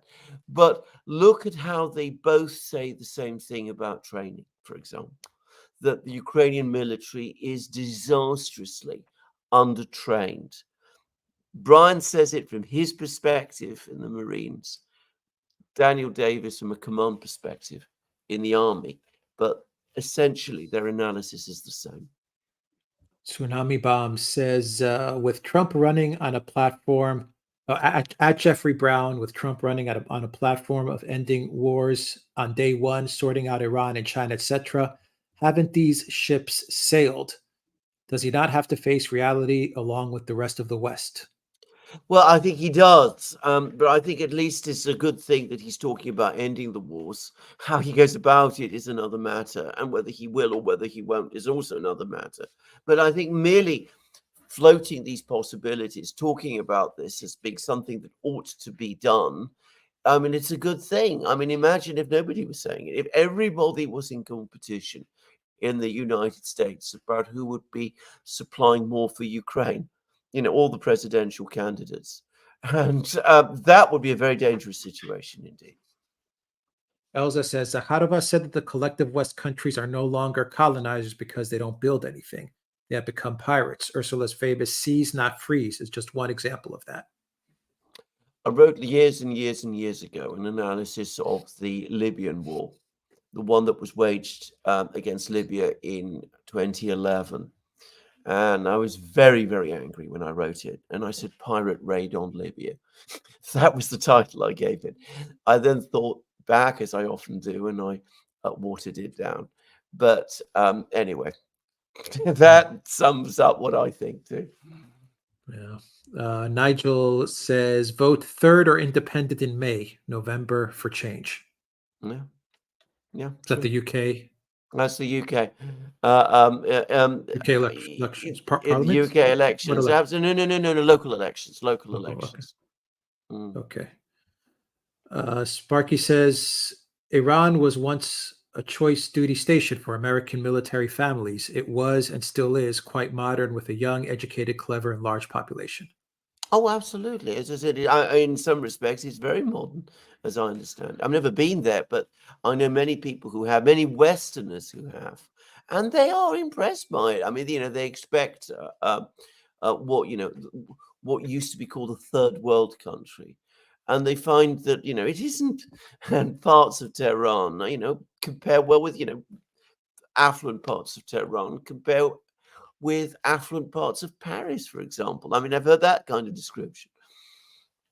Nick, thank you for that super sticker. Libertarian by default says the West needs to learn how to take a no for an answer. What shall get along with the world?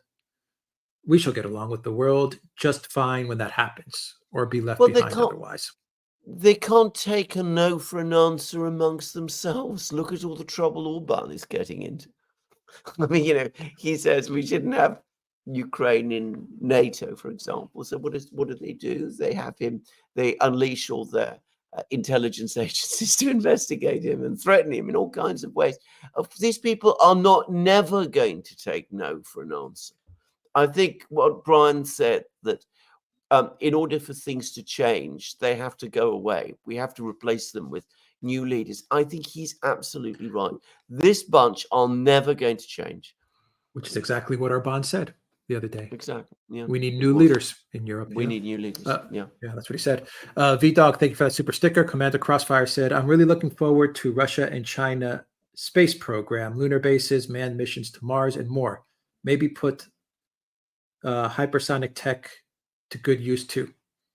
Oh, absolutely. I mean, I as somebody who remembers the original space programs of the 60s, I'm looking forward very much to all of that.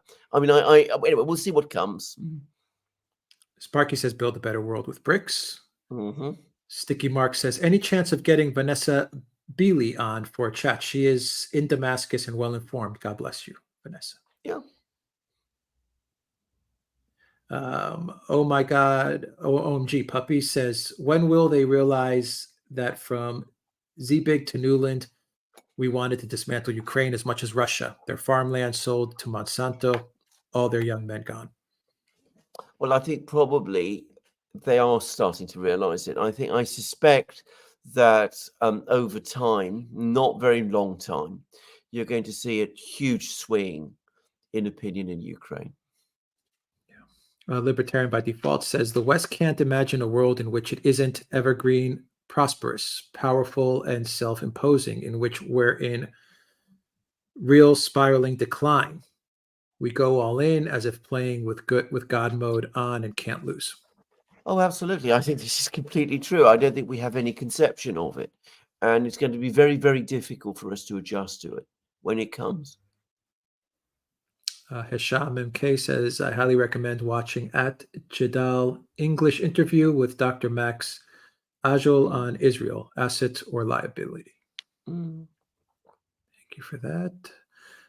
Paul Chu says, great to catch you live for the first time. Thinking about politicians et al., can you give me an explanation for the avarice of the very rich for more? That is a massively interesting topic about which there's been a vast and extraordinary literature. I mean, that you're now dealing with psychology. I think extreme avarice can sometimes be a sign of insecurity, especially if the original wealth has been illegitimately obtained, just saying. But, ultimately, I can't explain that. It's not for me even to try. I mean, I'm not able to do that. I mean, there's great books about this. One of my favorites is by Graham Greene, Dr. Fisher of Geneva. You can read that, and he talks at length there about the greed of the very rich. John Scott says, love Ukraine and Israel. Mm. G. Howard, welcome to the Duran community. Mhm. Leon, thank you for that super sticker. William says, has the West forgotten propaganda can only be used to play mind games, one, on your own people, and two, leaders and people of enemies and vassals, but three, must never be allowed to infect decision making? Yes, but of course that is extremely difficult to do. And over time, remember, your leadership class are people who are educated through the schools and universities where the propaganda is always there incessantly. So, even that leadership class eventually becomes infected with the propaganda. And it's very, very difficult to break away from it. Propaganda is a very dangerous thing. And if it gets out of control, and in the West it has done, then the consequences are disastrous. OMG Puppy says, Alexander knew a lot about the Soviet R7 and Proton. Did you know they landed on Venus 10 times? Oh, yes, absolutely. I can remember it again. I can remember seeing the pictures at the time that were coming from the Soviet space probes that landed on Venus. And of course, we learned an awful lot about Venus, the incredible temperatures and pressures and things of that kind. They were quite impressive. They were, if not quite, they were very impressive. Novastom, welcome to the Duran community. John Scott, welcome to the Duran community. 1 second, Alexander. Igor says, we see the situation with Iran and Israel is calming down. Ukraine is losing. What is the next project for the USA? Keep up the amazing work. Well, are you sure that it is calming down between Israel and Iran? I'd like to think so, but at the moment, I don't sense that is the situation at all. I think, on the contrary, we are on the brink of something worse. I hope I'm wrong about that. But anyway, what is happening, the big story, apart from Israel, Iran continues to be Ukraine. And I think it's now coming to be understood in the West that Ukraine is losing.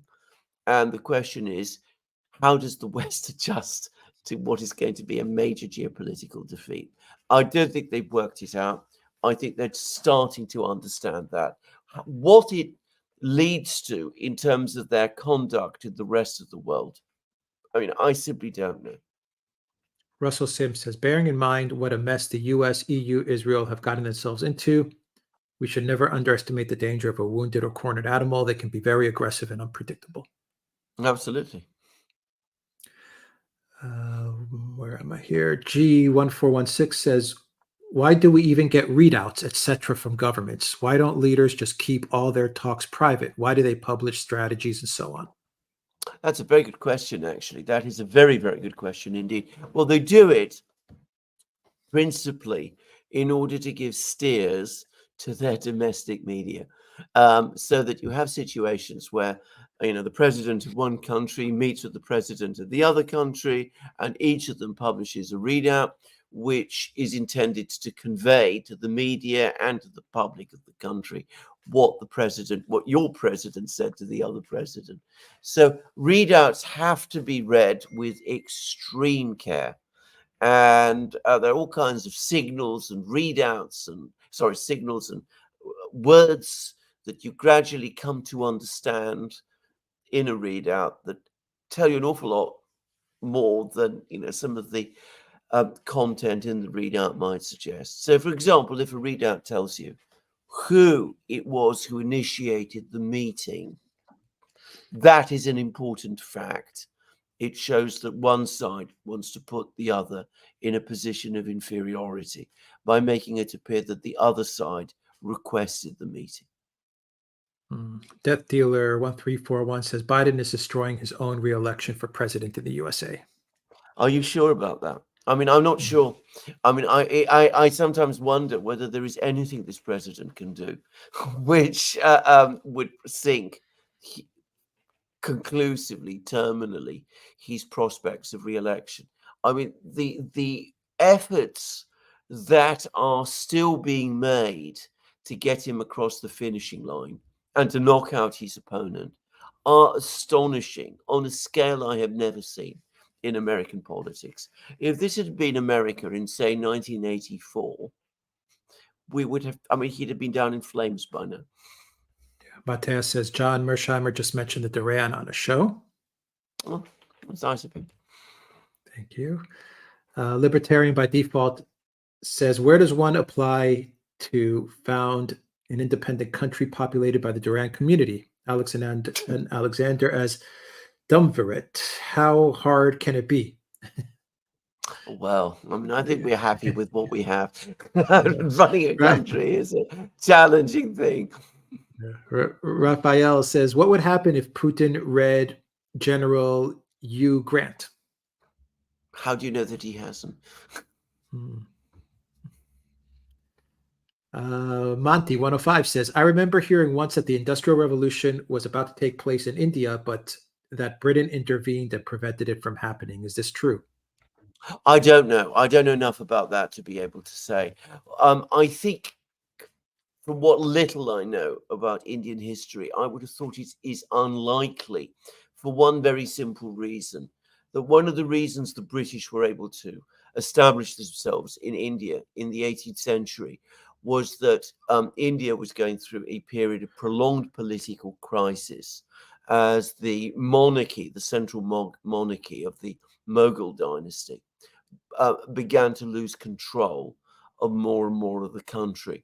Now, given the political crisis within India at that time, which opened the country up to foreign invasions, not just by the British, but by the French, by Persia, by Iran, other places, that doesn't seem to me to be conducive to an economic takeoff. Just saying. Perhaps a more interesting question relates to China, because Sung dynasty China in the 9th and 10th centuries also definitely seems to have been on the brink of an industrialization process. They developed printing, they developed paper currency, they'd established a banking system, they had accountancy systems, and they'd also sorted out and initiated modern production methods, for example, in their kiln and pottery and porcelain industries. And there is a very widespread view that, again, because China went through a period of political crisis and invasion at around that time, that aborted an industrial revolution that was about to happen. Whether that is true of India, I simply don't know. Commander Crossfire says, I really loved Alexander's comment. When change seems impossible, it means it's inevitable. Such great optimism from one of the great minds of our time. Thank you. Raphael says, is it possible to go back in history to find a more chicken war leader than a powerfully army than Putin? I have never seen anything like him. Well, he is a very, very, I mean, bear in mind, Putin is not a person with a military background, by the way. He comes from the security and intelligence services. But what he does is, I think he listens to the advice of his generals, of the general staff. So, and that is why he wins his wars. Can I just make a point? He's had to fight many, he's not militaristic man. He's had to fight many wars in the Northern Caucasus, in Syria, now in Ukraine. And he's very experienced in being a war manager now. And he tends to win his wars. ZC, thank you for that super sticker. Rafiq Adam says, do you see American empire collapsing by having a civil war or breaking up in the near future? How don't you see the collapsing? How do you see the collapse unfolding? I fervently hope not. I mean, the thought of a civil war in the United States appalls me, and I hope, I still hope that America will find its way and way back rather than go through those kind of things. There are some people in the United States who seem to be doing everything they possibly can to make that eventuality that you've just discussed possible. The abuse of the legal system, the disregard of the Constitution and its many protections, the absolute ruthless approach to politics and political struggle. All of that can undermine even a political and institutional and constitutional structure as strong as that of the United States. But I still very, very much hope that America will avoid civil war or anything of that sort. John C. says the West has been propping up the Semitic people in the Middle East. The active resistance groups at the moment are non-Arab, non-Semitic. I'm not sure I agree with that, actually. I mean, there are lots of people, lots of actors in the Middle East. They're Arab, they're Israelis, all kinds of people are involved. Obviously, the Iranians are different. I mean, they have a completely different language. Their language is one of the Indo-European languages. But I don't think that this is a correct characterization of the situation in the Middle East. John Scott, thank you for that super sticker. Tatiana, thank you for that awesome super sticker. John Ski says, is the hatred the U.S. and some of the West for Iran et al. Based more on they exist and we do not control them, so they must be brought down mentality? The West are psychopaths. Yeah, I think that's right. I think that's exactly the problem. I mean, they are not controlled. They're not controlled and they're not controllable, and they demand a certain degree of respect and, well, not quite equal treatment, but at least respectful treatment. And of course, that isn't what some people in Washington like. Rafik Adams asks, are you aware of what's happening in Sudan? Can you kindly explain the players and the role of the U.S. if any? No, there is a huge amount going on in Sudan, and from what I can understand, none of it good. But I've lost track of the situation there, so I'm not going to try and discuss it now in this program because anything I say would probably be out of date and therefore wrong. Gab, formerly GEC812, says, see Tucker Carlson's interview with Telegram's founder. That was a great interview. Yeah, beautiful, brilliant interview. Yeah, very good interview. Matthew says, will protection of money and individuals' interests win out over out-and-out world destruction? We'll have to wait and see. I mean, we all have an interest in seeing that it does, and we should, work to ensure that it does. Unfortunately, those people who are in power have no reverse gear, as I've said so many times, and that is a very dangerous thing, and we don't know where it will lead us.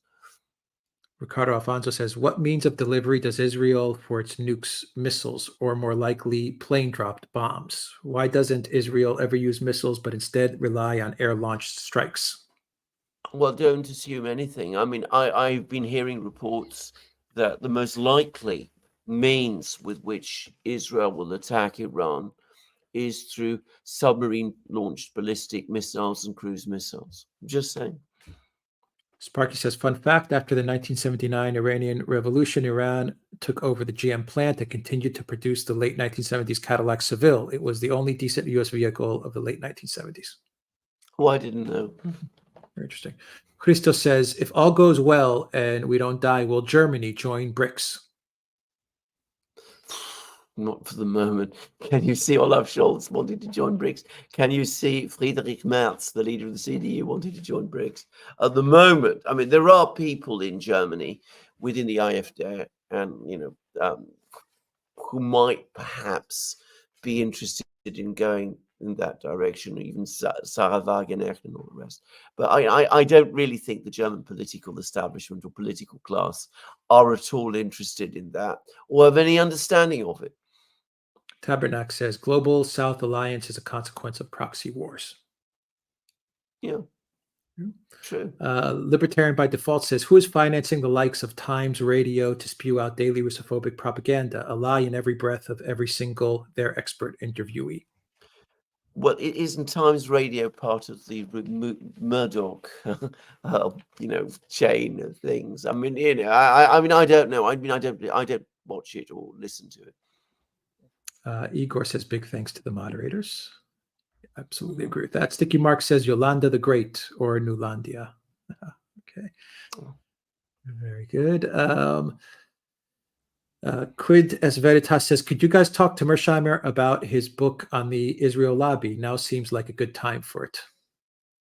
Yeah, it was a book. I remember that I've got it. It's one of the books up there, by the way.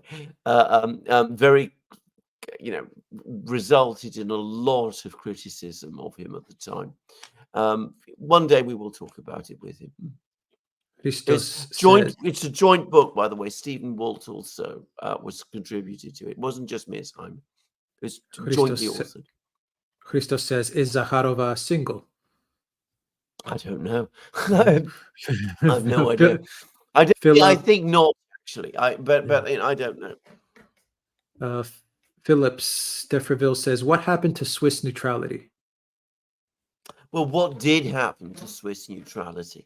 Of course, the reality is, through the Cold War, it was gradually eroding. I mean, it was always clear that Switzerland was ultimately a Western country and aligned with the West. But nonetheless, the Swiss did take their neutrality seriously. Now, I'm afraid it's been eroded to the point of non-existence. I believe a lot of people in Switzerland itself are very unhappy about that. We'll see whether this referendum changes anything. Rafiq Adams says, by the way. Rafiq Adams says, questions for all three. Would you consider doing an X live space to discuss the same topic with the following guests? Elon Musk, Mario, David Sachs, Jeffrey Sachs, Scott Ritter, etc. And these guests to the live stream as well. Colonel McGregor, John Mersheimer, thanks. Well, that is an incredibly ambitious program that you've. We haven't done a Twitter Spaces actually. No, I don't think we ever done. We've never hosted one. No. So no, we've never hosted one. I think we have to do one, us two, just to understand how it works. How it works, exactly. Yeah. ASMI 06 says, you guys should visit the Donbass area once everything is over, as you've become very familiar with the geography of the place. You're telling me. I mean, I know the names of villages that, I can even tell you one, where the villages with identical names are now.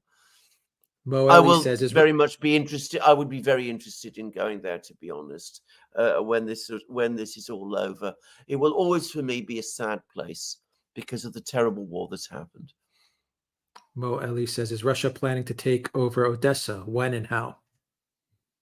Well, that's the question everybody wants the answer to. Putin has referred to Odessa as a Russian city. And I think that is indicative. When and how, you must ask him.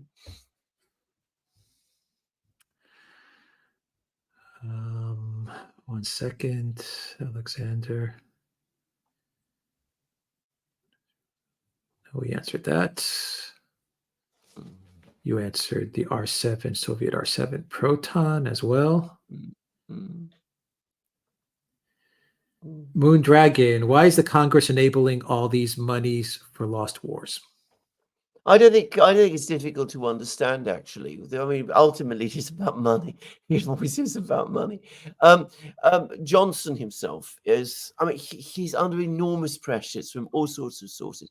I started to think that something might happen a couple of weeks ago when it became clear that the Republican House, the chairmen of the committees in the House, who are all Republicans, were stacking up and demanding these appropriations bills.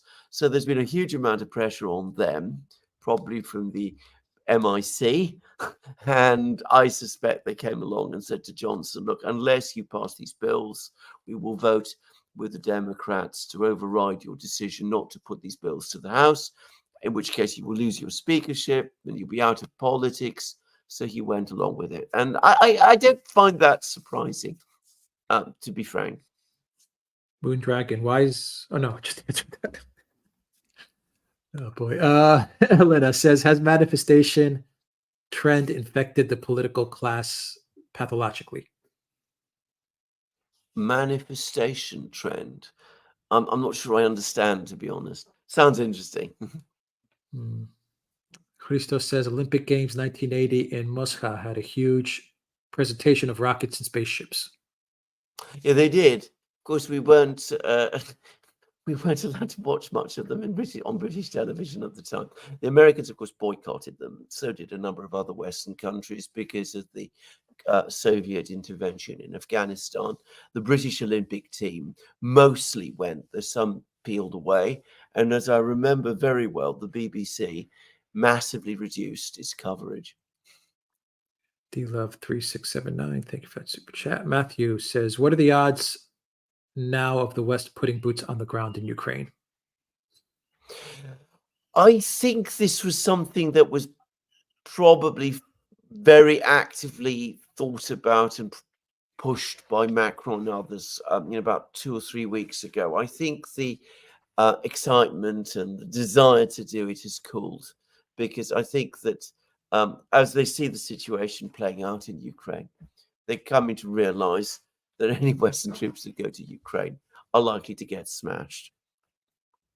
Igor says, living in CH, I agree. Most of the Swiss here don't think those in Bern are thinking about Swiss neutrality or even the Swiss people. Typical West. Yeah. Elza says, Zaharova, the expression developing country needs to be redefined. Germany has become one. No, Maria isn't single and she's a mother. Yeah. Thank you for that. The Alchemist says, Zelensky is rolling in his bed, seeing the Allies help defend Israel. Yeah, absolutely. But of course, he's comparing Ukraine with Israel. Very different countries, very different wars, very different alliances. Sohan, thank you for that super sticker. And one final one from Tsunami Bomb. What decisions can the UN General Assembly take if the Security Council has vetoed it? What authority does the General Assembly have versus the Security Council?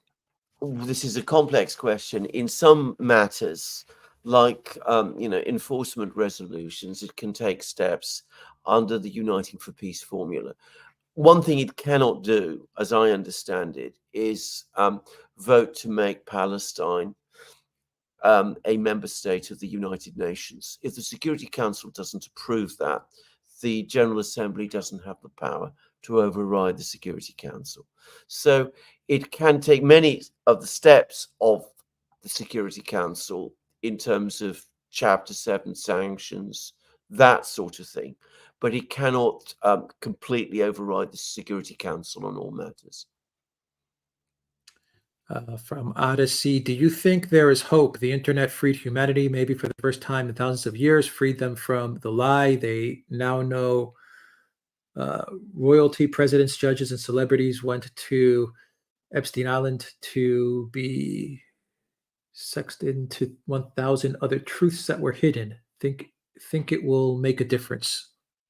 Well, the internet has made it possible for people to find out an awful lot that they didn't and weren't aware of before. But do bear in mind, the vast number of voices that appear on the internet just echo what mainstream media is saying. I mean, there are a few independent news creators, but they're not the majority, not by any means. Sparky says Trotsky didn't have a military background either. He apparently had a natural knack. Oh, absolutely. But then, not all of us are Trotsky. nor do we want to be. No, Let's see. Christos, final one. Christos says, one last try. Does Maria Zakharova have a single sister or cousin? I don't know. I mean, I really don't know anything about her background. Yeah. All I can say about her is that she is a formidably effective spokesman for the foreign ministry in Moscow. And that's really all that matters. I mean, as far as I'm concerned, in terms of international politics and affairs. I mean, I hope that she and believe that she's got a happy family and all of that. But as I said, it's not my primary concern. All right, Alexander, that is everything. A fantastic live stream with Brian Berletic. Absolutely, an amazing, always are with Brian, and we cover such immense ground with him too, by the way. Yes, we do. Let me just do a final check. Your final thoughts as I do a final check on everything? No, I mean, Alexander? I think what I said, that we're in an end of empire moment. We are, you know, it's a situation where the declining power, if you like, is, and it isn't just the United States or the political class in the United States, it's that of the whole collective West, are becoming increasingly reckless and angry as they sense that things are getting out of control. But they don't want to change the way things are done, because exactly as Brian says, that would undermine themselves. So they're doing things which are only accelerating the inevitable collapse. All right. Well said. Sparky, I'll finish off the live stream. I had at least 2 track teammates who would have been in the 1980 Olympics for the US. The boycott was a shame. Well, there we go. That's absolutely, yeah. All right. Take care, everybody. Thank you for watching us on Rockfin, Odyssey, Rumble, YouTube, and the Duran.locals.com. And thank you to all our awesome moderators, Reckless Abandon, Valies, Zarael, Peter, Gab, formerly known as GEC812. And I think that's everybody that joined us on this live stream that was moderating for us on this live stream. I hope I didn't miss anybody, but thank you very much for everything that you do, moderators. Alexander, let's get some videos up. Indeed. Christos says I Absolutely. was there, by the way. I think he's saying he was at the Olympic Games. Wow. Says, Okay. Okay. I mean, we weren't allowed to see the opening ceremony on British television, as I remember at the time. Just saying. Yeah. Cool. Thank you, Christos. Take care. Take care.